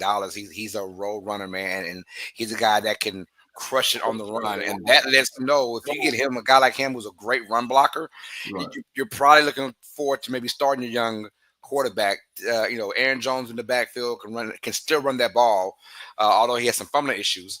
He can still run that football. We saw last year, but I think getting Will Freeze, man, really solidifies the running game. And I think the Vikings are they say, we're trying to prove that last year wasn't a fluke, although I think it is a fluke, but we'll find out. But if you start addressing that running game right now, you'll probably tell yourself, it's probably because we're going to have our young quarterback, as our starter this year in J.J. McCarthy. So we want to solidify the running game before we can. We got our pieces, we got our weapons, right? But if our quarterback is struggling, we got to have a good running game. Yeah. So I like them getting Will Freeze, and I thought that was a huge acquisition for the Vikings, and probably the best one so far this year, in my opinion, for free agency. Right. And now you look at what the Bears did. Oh, go ahead, Jeremy's going. If you look at what the Bears did, Jonah Jackson, Joe Tooney, Drew Dolman, solidifying the inside of that offensive line for their young quarterback, Williams. Your center and 2 guards. Tackle, I think they're all right at the tackles also. So what about the Bears placing emphasis on the offensive line to protect their young second-year signal caller? Yeah, I totally agree. I mean, this is the kind of signing I was hoping that we would go in. No matter which side of the ball is it, the offensive side or defensive side, in that trench, this is where I wanted us to look like. Going in addressing the replacement for McGarry, the replacement for Jake Matthews. He's getting up in age. Lindstrom is solid. Chris Lindstrom is very solid for us, but for Chicago, and then, what's his name? I keep remembering his name. He's one of the smartest general managers in the league. But say again. Talking about Howard from the Eagles? No, from Chicago. Yeah, what's Pace or something? Ryan Poole. Ron Poole. Yeah, he and Terry Fontenot, I think, in my opinion, are 2 of the smartest general managers in the league. They're young, they're up and coming, and they both came along as scouts. So they know how to build. But for me, being a fan, and since '78, this is where I want our free agency and our attention drawn to, is in the trenches. Right. I'm gonna tell you right now, breaking news. First of all, I think the Bears had the best offseason, in my opinion, getting that O-line. But here's even more breaking news. That O-line is not for Caleb Williams. That O-line is for Ashton Gentry when they get him. I guarantee you they're getting that running back in the future. That O-line is not for Caleb Williams' protection. They know that Caleb Williams can make things happen when he gets out in space. That O-line is for when they bring in Gentry from Boise State, when they get him in the 8th overall pick in the draft. That's when they'll go up for him. I guarantee you that O-line was there to solidify that running game that they've been lacking over the last couple of years. Even when they had a guy like Montgomery, unfortunately, you had a running quarterback in Fields where you Yeah. prioritize Fields over Montgomery. Well, now you lost that Montgomery running back. So let's get Gentry. You got an O-line, and I guarantee you, Ben Johnson, we know, speaking of Montgomery, he had Montgomery last year as the OC for the Lions, so he knows what a great running game can do to your offense and how it can spread it out. So I guarantee the Bears made that not for Williams. They made it for Gentry. That's the only pick I am guaranteeing, player and franchise, is Gentry going to the Bears, because that's what they're going to do. They're going to run that football, and then they rely on Williams, play action, that kind of stuff. But that is what I'm seeing right now for Chicago, and I love it. I love it because it's all about the big uglies. One of the few teams that really addressed the trenches early. This is like even before free agency opened up, when they got the kid from the Chiefs, when Chiefs traded their lineman to the Bears. Platoon. Yeah. So yeah. They let them know. The Chiefs say, hey, we probably don't want to pay this guy a lot of money because we probably know we have to. And when you're a great team like the Chiefs and like the Eagles, you got to cut losses. It is what it is. You got to cut some guys, because guys want their money now. They got their Super Bowls. They want money now. So the Chiefs figure, okay, we can't pay this guy. Let's trade him for a 4th round pick. And the Bears like, yeah, bring him in. Bring him in. We'll go ahead and use him for real. And not for the passing game. It's strict for the running game. That's what's going to happen. The Bears are going to be ground and pound like the old days. Like the years they made it to the championship games or the NFC championship games, is because of their running game, and they're going back to that now. I love it. So, just off the top of y'all head, which team you think has signed the most free agents this offseason? Signed the most? Yeah, re-signed their own and bought they new all together. Which team you think? Eagles. Probably Minnesota. Minnesota and the Eagles. Not even close. The Washington Commanders, runners up in the NFC champ. They've signed 21. Now, listen to me. They got 21 players that they either re-signed or bought in. Okay, I missed the re-sign part. Yeah. Of course, we know about the Debo trade. Zach Ertz re-signed. Then they, of course, they try to solidify the left side of the offensive line. They trade for Jeremy Tunsil. They bring him in. They re-sign Marcus Mariota as the backup. I saw that coming. KJ Osborne is re-signed. Now, on the defensive side, they bring in Javon Kinlaw. Bobby Wagner re-signs. They signed cornerback Jonathan Jones. Now, a sneaky signing that I think was a good signing, and Carlos, you might agree with this, is Will Harris. They signed the safety. They signed him to a 2-year, $8 million contract with a value max value of $10 million. They re-signed kicker Zane Gonzalez. So altogether, they got 21 transactions that they have made. And man, listen, how this franchise's hopes and outlook has changed from them being fortunate enough to get what every team needs. If you get that guy under center and he's young on a rookie contract, it could change your franchise. And when they play as special as Jaden Daniels did this past season. Now, the season before, it was C.J. Stroud. To me, C.J. Stroud had a sophomore slump. Now, that's the thing for Jaden Daniels. Can you avoid a sophomore slump this year? Now, just like the Texans, to me, the Texans kind of withered under all the expectations of them in the offseason. Last offseason, everyone was talking about the Texans as a possible Super Bowl contender. Maybe it was too fast, too soon for them. I say that to say the same thing now with the Commanders. Expectations.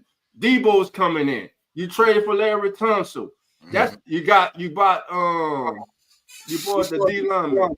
I just said from the 49. You bought Hargrave in. So a lot of good moves. Zach Ertz is re-signed, and not to mention what you do in the draft. They stole Eddie Goldman from us. Yes, the thing is, what can you do for an encore this season? That's the big test for Dan Quinn, and that's the big test for Jaden Daniels. And I'll hear you guys comments on that. I think Daniels and them are going to look. First of all, different conference. The AFC is brutal. We know it's brutal from head to toe. Pretty much, it's a brutal conference. So expecting him to be a Super Bowl contender in year 2, C.J. Stroud, excuse me, that was going to be a tough gamble. And outside of that, he made it even harder for himself by joining the podcast game now already, right? Year 2, he's got his own podcast, so a lot of times he's gonna, he's putting himself out there for critics to doubt him or say, "Hey, man, concentrate more on the off season, yada yada, whatever." Dan doesn't do none of that. Yeah. Dan's not. I don't know what he's doing, but he's not doing any of that podcast stuff. He's not throwing himself out there into social media. He's going out there just playing his game. And 1, 2, I think his style of play, people want to play with him. That's a guy that you could tell. Although Stroud had an amazing year as well, Jaden Daniels gravitated that entire team, man. I mean, he made that entire team what it was. Yeah. And this is a team that didn't really have a running game per se.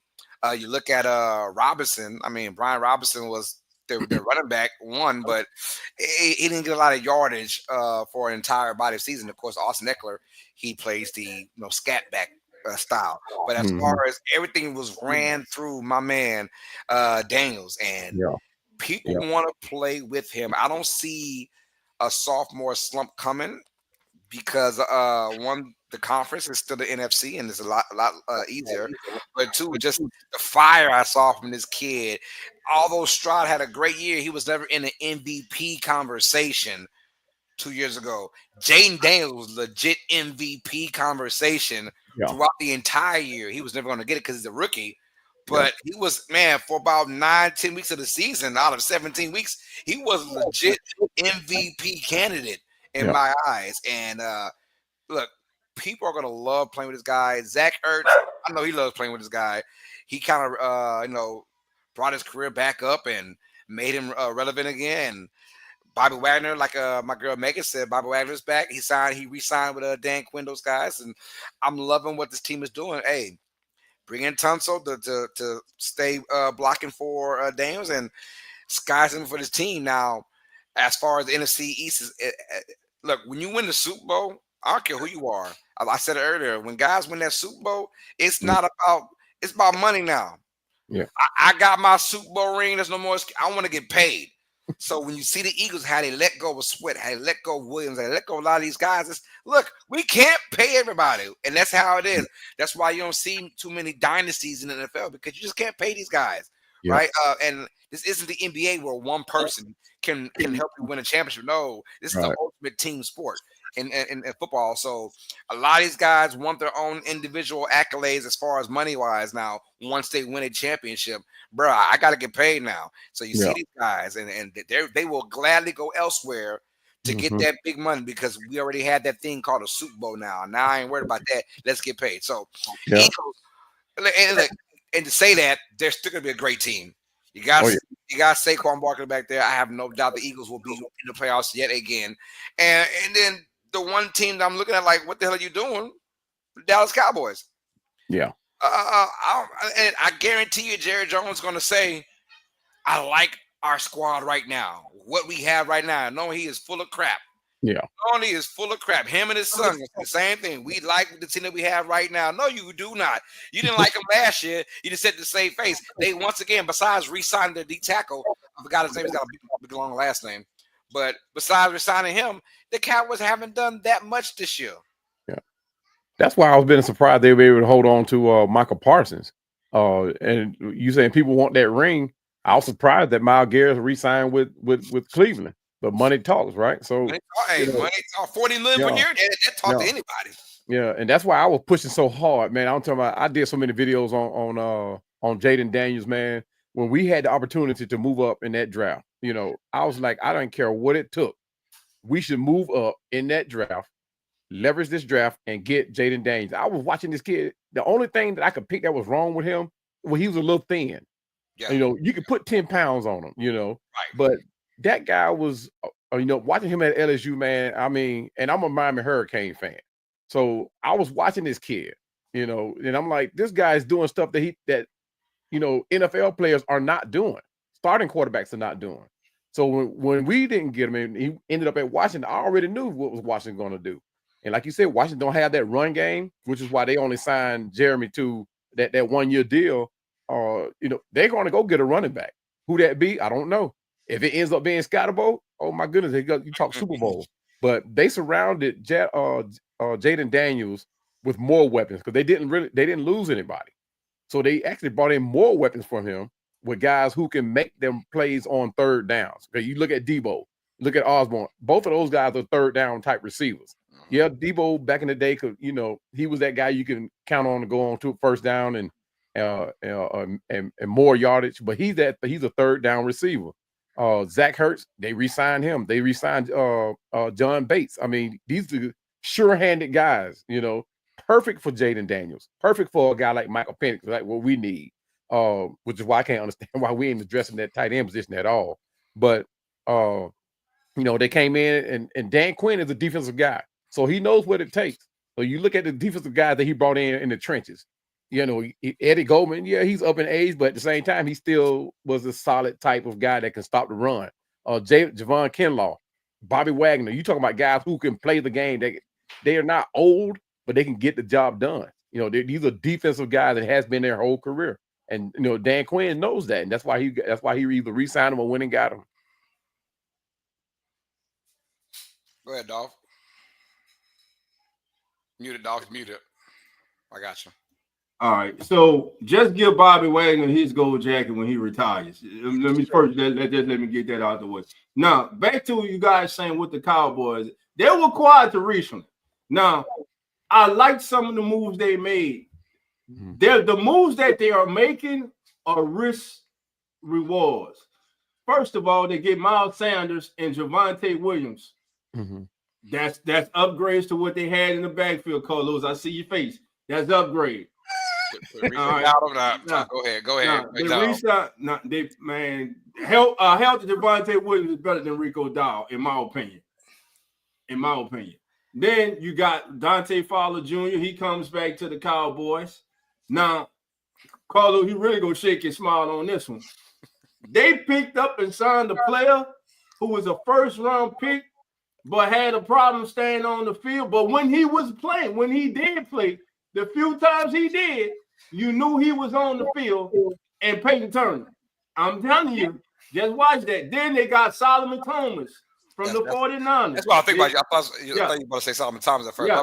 Peyton Turner might be because he's still young enough. Yeah, he's still young. I like the Peyton Turner one because he's still young enough, and he might be the Zach Bond. Listen, the only thing we can say about him is he was goddamn not available enough. Yeah, it just wasn't. But when he did play, he made his presence felt.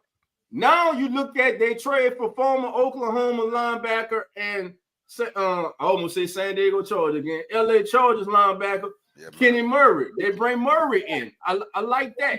So the Cowboys have started to do some things right in free agency, but a lot of their signings is right now, I think it's kind of bargain based with the hopes that they hit. That somebody I'm letting you right now, Dolph wife a Cowboys fan, man. So he's sucking up right now. That's what it is. He's sucking up right now, man. I'm speaking facts right now. I'm speaking facts. You can say I'm just speaking facts, bro. Those are not needle changers, except for Peyton Turner.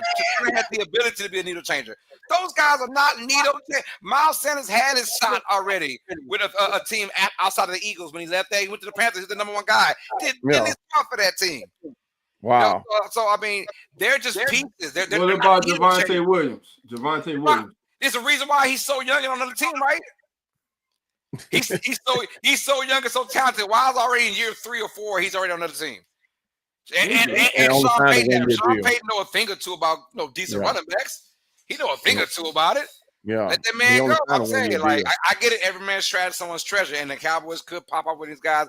But as far as like changing the needle, the Cowboys have not done that one bit, and they're looking at teams like the Commanders and the Eagles that aren't going anywhere officially now because the NFC East was a revolving door. Every year it was someone different when the champ. We know that those two teams had something the Cowboys didn't have. They had their starting quarterback the whole year.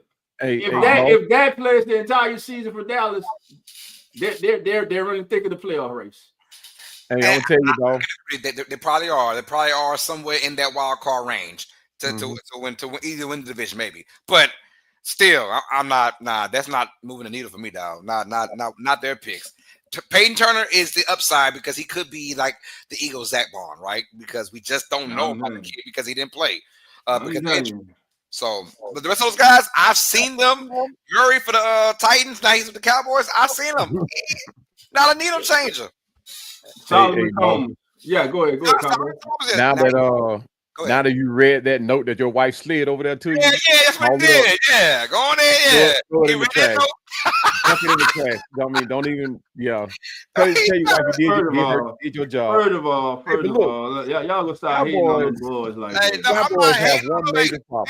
Hey, they made the same kind of moves last year, and everyone was in uproar. And Jerry Jones said, I mean, it's nothing to get in the uproar about. That's the thing. It's not people are saying that they're being too conservative, that they're not doing enough right now. But right now, this is paper championship. Right now, you can have all this on paper. It don't mean nothing. You got to strap it on and go on the field. So everybody winning this offseason awards for what they're doing. Congratulations, because you win absolutely nothing.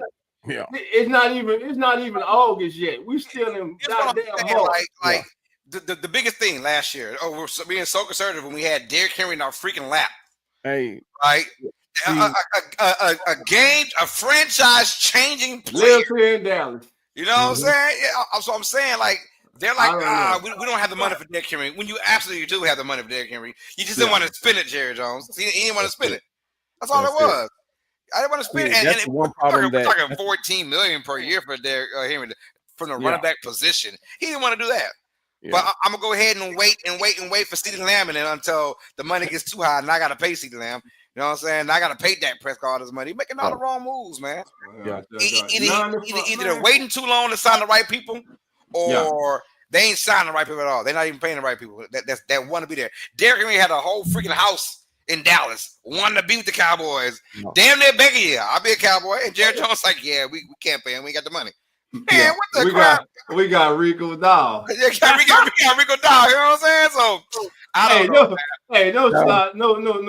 No slap at Rico, bro. You just Rico, bro. He had 1,000 yards rushing when it was all said and done. So I mean, he came into his own this season, man. Towards the end of the year, he was doing his thing, man. What I'm saying is, if Jerry Jones and that front office are always talking about championship or bust in that quotation, but you never see it via. Where's that big splash at? Where is that championship or bust mentality? Well, they made that big splash so many years. How many years did they make that big splash when we were like, oh man, going to the Cowboys? And what did they give them? Nothing. You know what the biggest problem in Dallas is? Jerry Jones. Oh, because if you look at from the tenure from when he let go Jimmy Johnson. Oh yeah, and Jerry Jones took over the general manager responsibility. The curse, right there. That was over and done with. And I told my father-in-law before he passed away. My father-in-law was a huge Cowboys fan. And I told him they would never rebound from this. Never rebound from this. Not as long as Jerry Jones is at the helm. He can be a team owner, but he's gonna have to be that quiet guy. He's not gonna, as long as he have any type of influence, they'll never rebound from this. All I'm saying is because they have a good squad, and they do. Even right now, they have a decent squad to make the playoffs. But you're gonna mess around, and your window is eventually going to close for real, right? And the thing is, you don't want to be the Cowboys again playing like the Giants of now. Yeah, you don't want to be that big brand that's playing like the Giants. Now you have the excuse of Dak Prescott was hurt last year, and I get that. So that's the reason why they only won 5 or 6 games, whatever they won. But you don't want that window to eventually close, because now you're not that team that everybody wants to go to anymore. Nobody wants to go to Dallas anymore in today's society. No, we want to go to real contenders, you know. And then you start getting worried if you're a free agent in someone of Derrick Henry's caliber, which is very rare. But like, the Cowboys don't want me? Okay, I'll go to Baltimore then and have a legit chance of winning the championship. No, you don't. That's how I feel about that. Or they screaming they want to come play for the Falcons. Nobody screaming they want to go play for the Falcons, man. Hey, I damn near clicked them off the show just now with that. I don't know about that. Hey, everybody wants to be a dirty bird, man. Come on. I damn near clicked them off the show with everybody that, be a dirty. Trying to sneak, Oh, you try to sneak that in. Talking Just about sneak it yeah, dirty bird. in. Damn, you clicked his ass off it with that. Oh, man, Los that's funny. was over there doing the things. He did it better than some of the Dirty Birds Hey, I've seen. man, hey, Jamal Anderson, when I was going for the Falcons to beat the Broncos Dirty back Birds in is where it's at, baby. 98 was the last one I rooted for the Falcons. That was to beat the Broncos, man. That was it. And had Jamal Anderson do the Dirty Bird, baby. I ain't never rooted for You ain't the never Falcons. rooted for it? Never. Hey, man, Nah. come on, man. Everybody Nah. wants to be a Dirty Bird. Hey, I baby. didn't become a Saints fan until 99, so Come on. Come Nah, on in. nah. one year move. Come on in. He said, come on in. Nah, but no. Hey, overall, what I'm saying is, Cowboys, you legit got two teams that ain't going nowhere, right? Yeah. Because, like I said, there was a revolving door over the last 10, 15 years in the NFC East. Like, everyone was winning, and there was never a double champion. Well, that could be different, too, this year. But I'm just saying is, we've seen Washington with Jaden Daniels, and now, obviously, Eagles extending Saquon Barkley, man, barring injuries. Those two teams ain't going nowhere for the next 4, 5, 6, 7 years. Right. And the Cowboys, you want to stay with that, or at least get over that. And right now, they're not making moves to do that. And even the Giants not going to lay down for them. Not for the Cowboys. They might still. Cowboys not finishing last in the Nah, they not. They not. Hey, Carlo, let's go to AFC West right quick. Let's go, man. AFC West. Yeah, let's talk a little AFC West football, guys. All right, man. AFC West off season.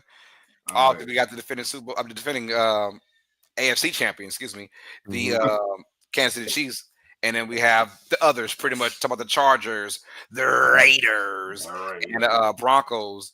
Those 4 teams. Who do we think had the best offseason so far out of those 4 teams? Before we jump on that, let me just ask you guys this and everybody in the chat. Does the AFC West have the best collection of head coaches in the National Football League? Ooh, you're talking Harbaugh.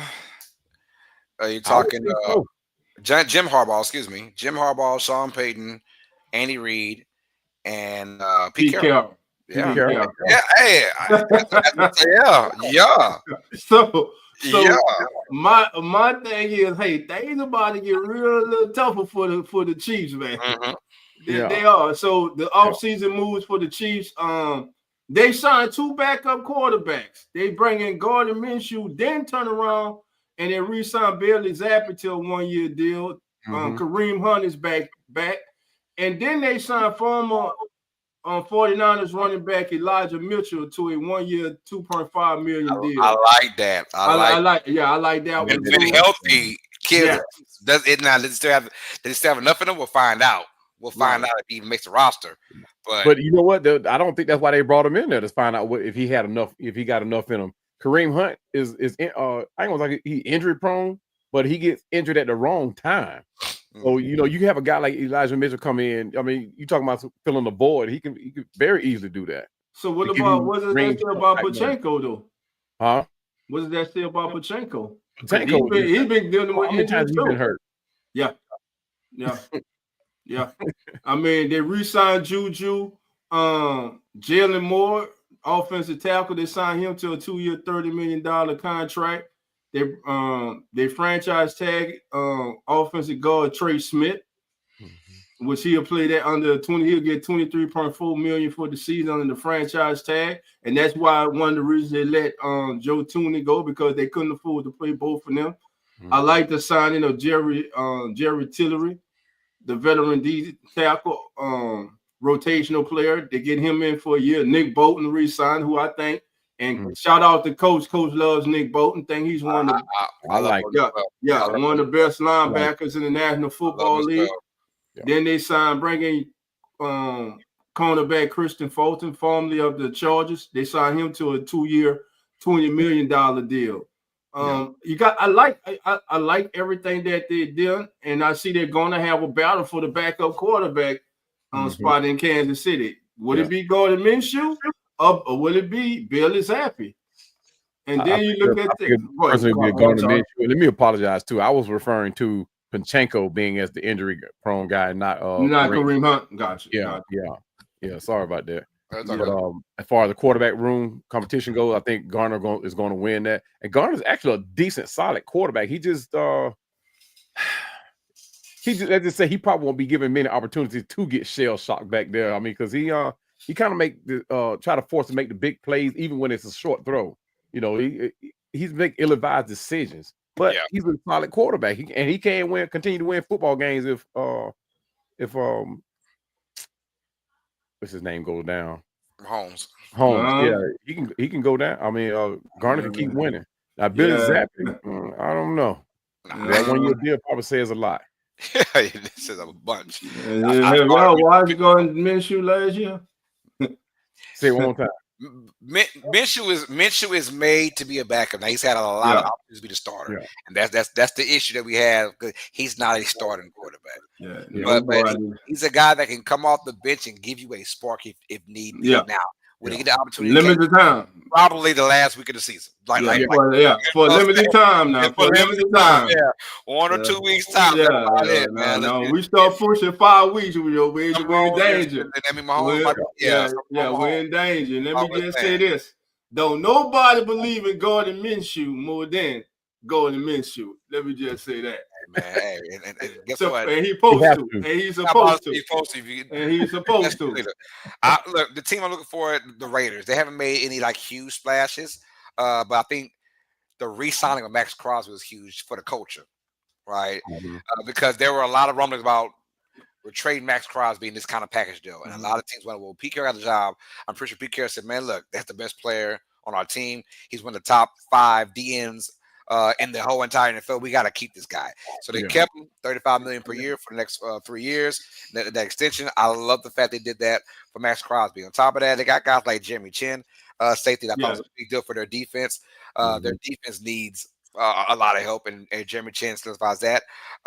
They also got a few old linemen as well from free agency.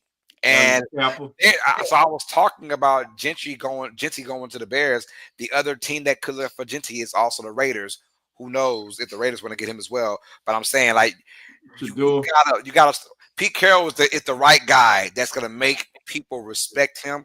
He is a player's coach, but also a hard ass player's coach. You know, and he demands respect. The man is 70+ years old, and he's done a great job. He's won a lot of football games, and he's gonna already command that respect. This is totally 180 from Pierce, you know, who didn't that was his first head coaching gig. So I mean, but now they have a different culture. He really wasn't bad at it.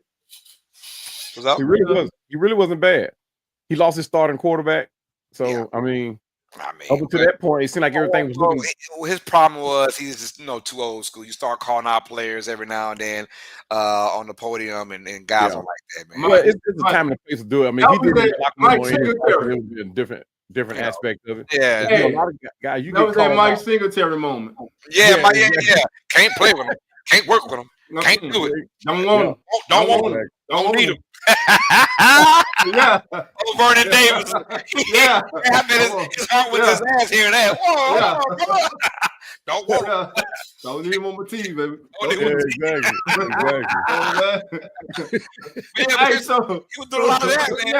So let me ask y'all this. With them trading for Geno Smith, does that automatically take them out the possibility of drafting a quarterback? No. And number 8? No. It doesn't take him out. I mean, because now it's going to depend on the actual field.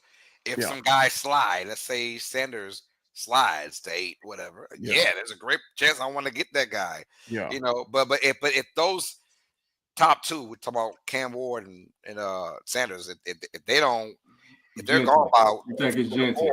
They're going a different route, and it could be running back. I don't know, but at 8. Yeah, where's Chicago at? Is Chicago at 10? Where the Bears are? Are they at No, I think the Bears are. Let me look at the draft order right now.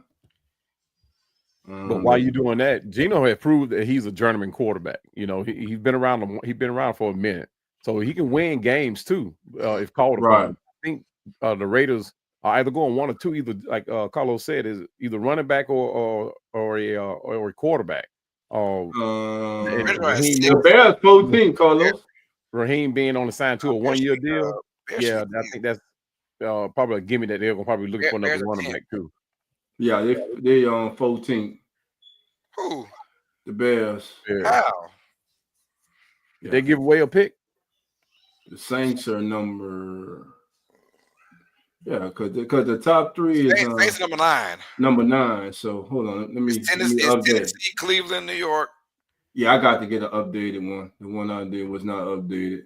Okay, yeah, Chicago's at 10. So Raiders are at 6. So if the quarterback isn't there by 6, I mean, then they'll go. But there's look, being at 6, I get it. Geno Smith is your quarterback, but Yeah. I guarantee he ain't your franchise quarterback. You know, if for some reason Shedeur Sanders or Ward drops to 6, which is highly unlikely, but if it does happen, they're gonna take him. Mm-hmm. But So, right now, though, Geno Smith is still a quarterback that can get you to the playoffs. We saw it last year. Right. The year before that, we saw him go to the playoffs. Well, one thing we know the Raiders won't not go take that in the first round. That's a tight end. No. You ain't got to worry about that. Hey, you got to worry about that guy at all, man. You ain't got to worry about that. That dude is going to be the truth. He was the Brock Bauer was the only other guy in that draft that I would think that Atlanta should have sacrificed a couple of picks to go get. Because like I said, he was doing stuff on the college level that players on the NFL New Orleans, man, I was praying to God we can get Brock Bowers, man. I want to that guy he does it all. Carlos, I still think if the Raiders didn't take him, I think the Saints would have took him. Yeah, I think so. I think they took him. Get him. But I'm gonna say this. They got Brock Bowers. Michael Myers is not a bad back number 2 tight end. Remember, he's not, they drafted him the year before. He was a top tight end. So they got Notre Dame, right? Right from Notre Dame. So now I'm curious to see what Pete they got Clint Kubiak as their offensive. Well, he's in Seattle. You know they're gonna run the ball. They got to run the ball. You so know, you know that Genty might be there at 6. If not, for sure, Genty going to the Bears. And then they signed Raheem Mostert to a 1-year, $2 million deal. And we know he's explosive. He's a threat to take it to the house every time he touches the ball. So I like what the Raiders are doing. So I mean it's not a lot of fancy stuff, but it's something to get you on the positive route. Pete Carroll ain't no dummy. This isn't his first rodeo. Obviously, like Megan said, he's 74 in September. So I mean, dude's been there, he's done that, and I think he's got another chip on his shoulder, man. And you know, Pete Carroll loves standing that West Coast, man. So I love what the Raiders are doing. So yeah, Chargers. Let's touch on the Chargers, and then we move on. Najee Harris only getting a 1-year deal to me. That surprised me. The kid's had 1,000 years, 1,000 yards, every year he's been in the NFL. And we know the Steelers' offensive line last year, he was running behind maybe 2. I think the Steelers had 2, maybe 3 rookies up front, and he still rushed for 1,000 yards. He's a hard runner. I think to me, Najee Harris is the type of runner that gets better as the game goes on. You have to feed him the ball. You have to let him get into that rhythm, and you start seeing dividends of his style of running late in the contest. Yeah, I think Najee said it's a prove-it deal. I want to bet on myself. And I think he said, I'm going to the Chargers, which is Jim Harbaugh, who's going to love to run the football. He just didn't have the right pieces. Dobbins got hurt early in that year that kind of messed him up. You know, Gus Edwards can't be your number 1. He's gone now also. But, you know, they relied on Gus Edwards for about a 4 or 5 week stretch that just did not work. But Dobbins being hurt really hurt that team in that running game. But then you get a guy like Najee Harris who can play all 3 downs and be effective, like you said, 1,000 yards every season so far he's played. I'm telling you, he's gonna it's a bet on me kind of contract because he's looking for, if I do well this year, I can get that, not necessarily market type money, but I can get that, 4-year, probably $45 million deal that I'm looking for. Right. Yeah, and he's a big compliment to I was gonna say Cooper Kupp. What's his name from Georgia that they got out there? Who's say it again? Receiver for the Chargers. Who's that other receiver they got? Oh, McConkey. Oh, he's a big compliment to McConkey. Oh my God, both of them come out the backfield. You talking about running that H-back pass, screen pass for McConkey, and have the option of a Najee Harris going out on a running back. I mean, come on. I mean, that's a big, like you said, Jim Harbaugh's going to love it. Right. And then in the city of Mile High, Sean Payton. Listen, the biggest signing I think they have, if he's healthy, if 2 years removed from that injury, is Greenlaw, the linebacker former the Yes. 49ers.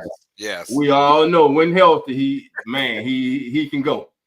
So, and that Broncos defense, let me just say, they already was good. They already good. It's already a good unit. Yeah. And they hit goal. They struck goal on a player that yours truly and many didn't see being successful in Bo Nix. But I got to get the kid his due. He won me over as the season went on. Hey. You know, he did his thing. He won me over in 2 ways. He won me over as a player, he won me over he beat the hell out of us too.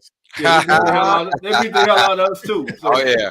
Hey, I do like Hufanga from the 49ers going to the Broncos. That was that too. 3 years, I think $40-something million they got. 45 million, 20 million guaranteed. I like that deal. They got Evan Ingram as well. I mean, he's going to be a nice pick from the tight end spot for them. A upgrade. A real upgrade. A true for tight end. sure. A true threat. Got a true threat now. Yeah. So I like that. So Broncos making noise, man. Like, you know, this is probably, albeit the Chiefs still find ways to go to Super Bowls, but this is still a very vulnerable team.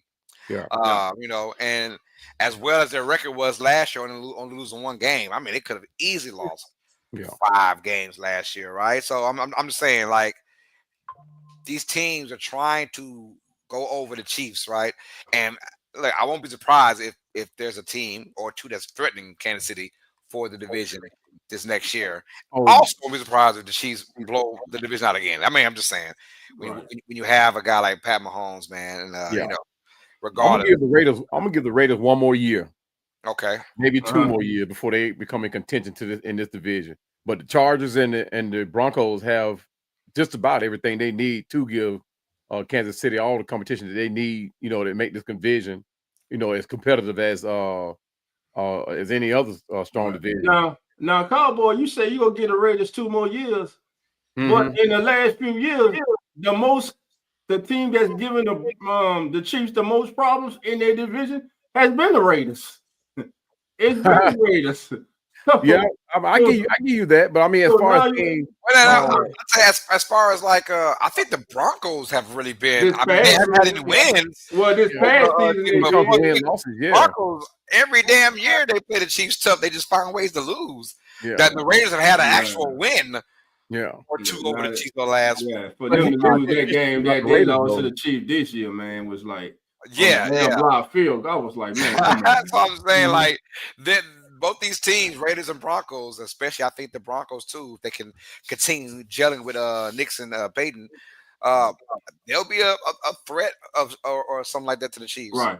Yeah. And see now what's happening with the Broncos is you have a team that's starting to take on the personality of his head coach. Exactly. You know what I'm saying? That's why we always say, family, coaching matters. Yeah. I mean, you got to be that alpha male to be a head coach in NFL. Yeah. Hey, you know and I hate to make fun of my head coach. I really do. But Raheem, I don't. And trust me, you're not the only one. I mean, you got fans and content creators that are doing the same thing. I already told y'all. I'm gonna say it again. Everybody's making fun of him. He's the dog version of what we had in Dennis Allen. Yeah, he has dark version of Dennis Allen. Like you said, on that personality of a head coach. You know, you see your head coach out there with capri pants, no socks on, and I mean, come on, man. I mean, he kind of. I'm not gonna say he looks soft. I'm not gonna go that far. Man, fashionable, man. At the same time, we know the kind of coach that Raheem Morris is. He is that type of player that everybody he speaks to, they gravitate to him. You know, when he lays out a plan, everybody buys into that plan. He's that type of guy. But at the same time, when you're losing the way that we were losing last year, the first person that they looked at was not Kirk Cousins because he was looking bad. It was Raheem Morris. You know, he put himself out there.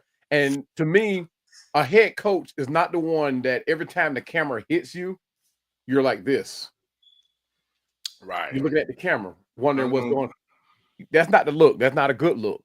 You know, you want a coach that's engaging. Now, in 2016, when he was here, Oh my goodness.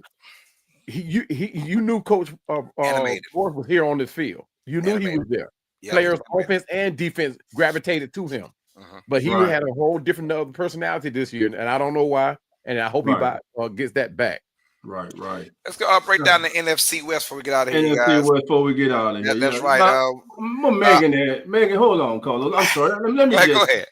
Our sister Megan said that, and that's insults DA. No, DA insulted the entire Who That Nation for 2.5 years for his lying ass, undercoaching ass, everything Megan. He lost me when he started apologizing to Arthur Smith. That was weak as hell, right there.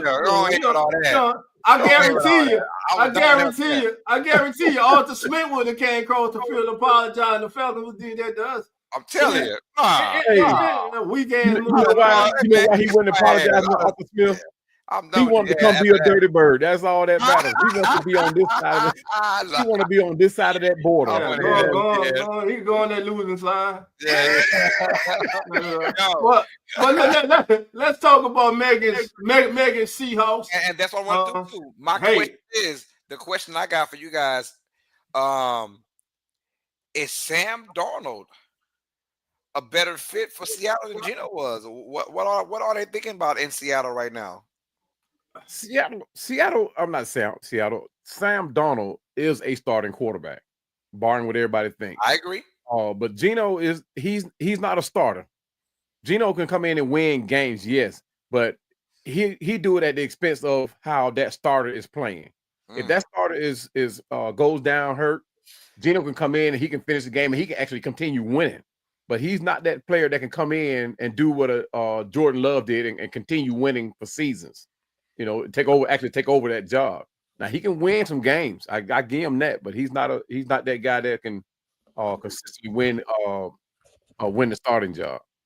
I was on the Geno Smith bandwagon or hype train per se until this past year, and I watched a lot of Seattle games, and I saw a lot of Geno Smith and a lot of bad Geno Smith. This year. I was like, yo, he's really gonna mess around and lose that money that he actually wants, and then you turn around and here comes Sam Darnold, has a great year, and I think he lost money because of the last 3 weeks of the season, but still $100 million. $100 million.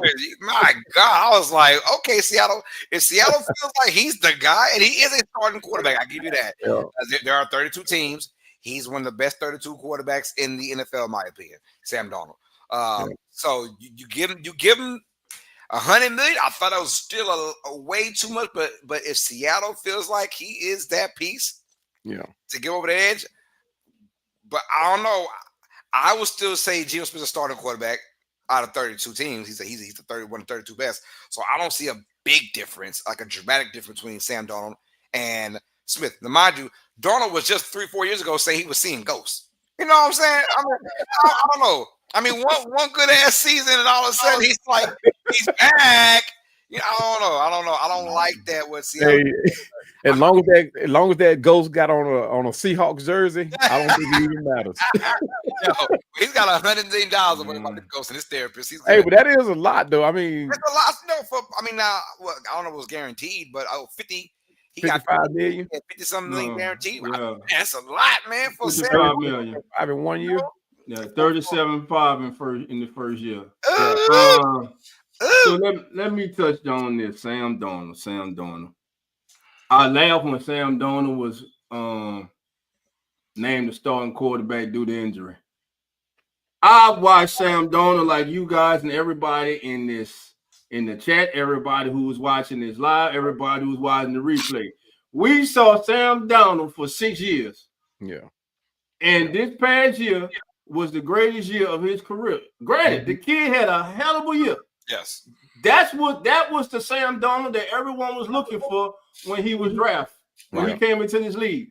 But unfortunately, due to the environments he was in and himself, things did not work out. But he goes to Minnesota, everything lines up, and he has one of the greatest seasons of his career until the final 2 weeks.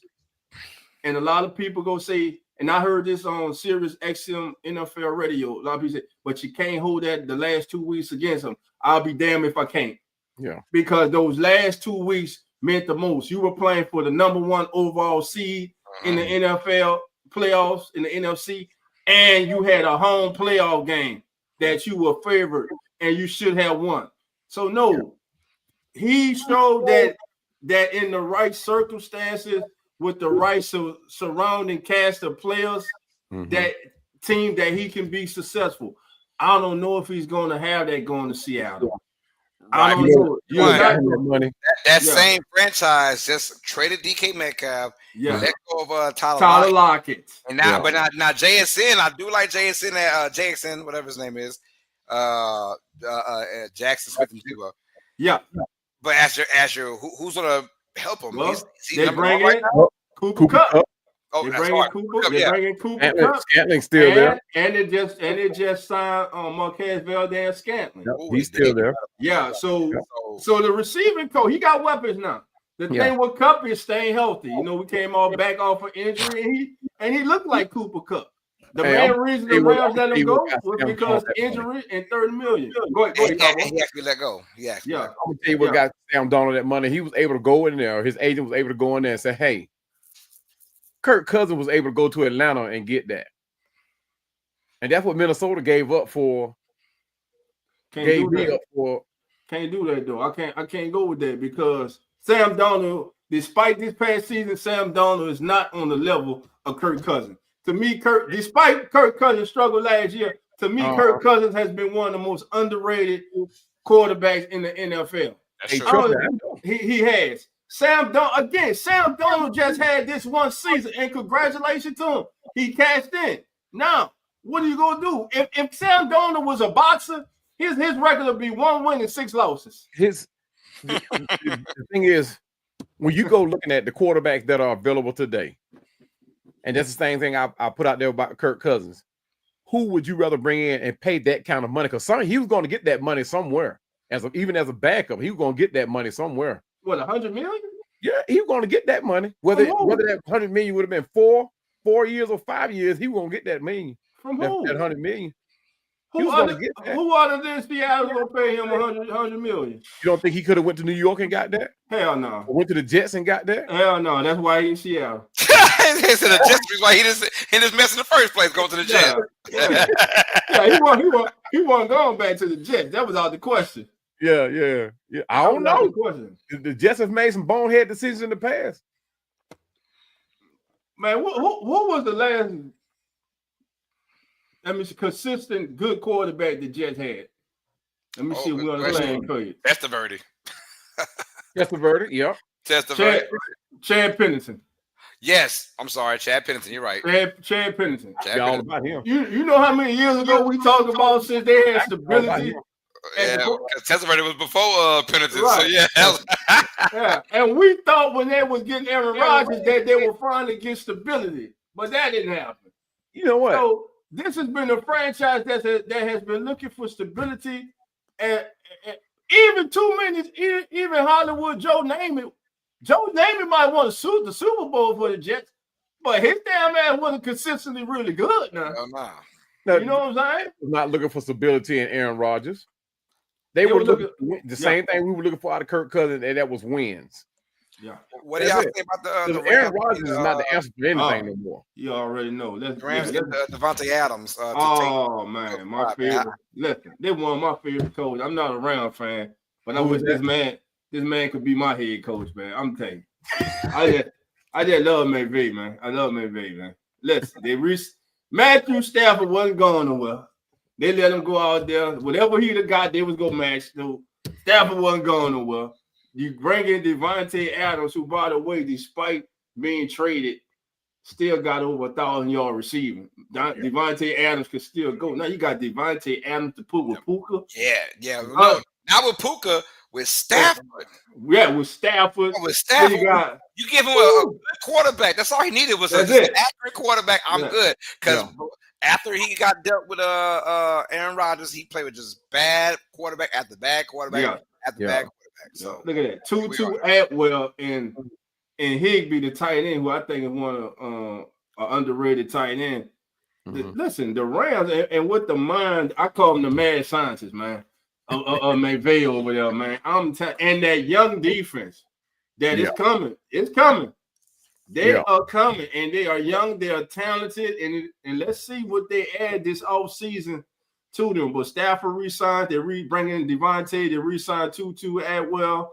They re-signed Alera Jackson to a 3-year, $57 million deal with $35 million guaranteed. Now they gave you $29.6 million to in a 3-year deal to Poona Ford. Yep. A lot of people are looking at this as I ain't too sure about that. But I'm gonna say this: you'll work what they pay you. Yeah. That's what Poona Ford worked. He signed it. He agreed to it. They giving it to him. The Poona Ford has been a solid player his entire career, in his entire career in the NFL. So I think that was a good signing. So what you guys think about the Rams off season so far? Hey! Isn't it funny? You look at the playoffs we just went through, the playoffs, and like the team that gave the Eagles the biggest challenge was the Rams, right? You look at it, the Eagles modeled about everybody from KC to Washington. They didn't give a damn, but the Rams really gave us some issues, man. And look, I like the fact that their defense is young, talented defense. So that tells you what. Ain't got to really worry about making too many moves for free agents. I mean, for draft wise for this young defense. Let's focus on our offense now. But also, they got their big splash name in Adams, and I like the fact that they're gonna try and keep this going. You know, and Stafford didn't go nowhere. I'm still here, and even though Stafford's up there in age, he's still a top 10 quarterback in today's NFL. He just needed, a good O-line. I think they're going to focus on the O-line this year. To keep Stafford upright, because when he's upright, Stafford is godlike with his passing when he's upright and he can see the field. And, so get that taken care of the O-line. This Rams team is going to be a team once again knocking on the door for the playoffs. And let's go to a team that pretty much was leading the way in the NFC West, but at the end, it just gave it up. It slipped through their hands. The Arizona Cardinals. They signed Jacoby Brissett as their backup. Zay Jones is re-signed.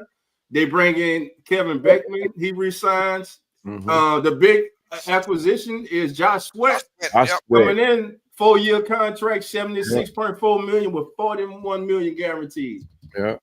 And they won't do nothing. I'm sorry. Just hey, I love Josh Sweat. Get your money, brother. Get your money, man.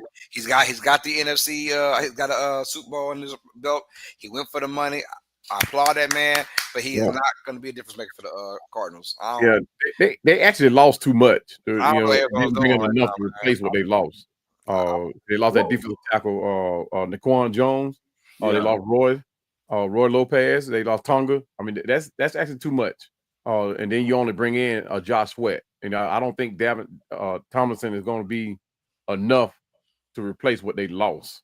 Like you said, they were actually up and coming. You would think, right?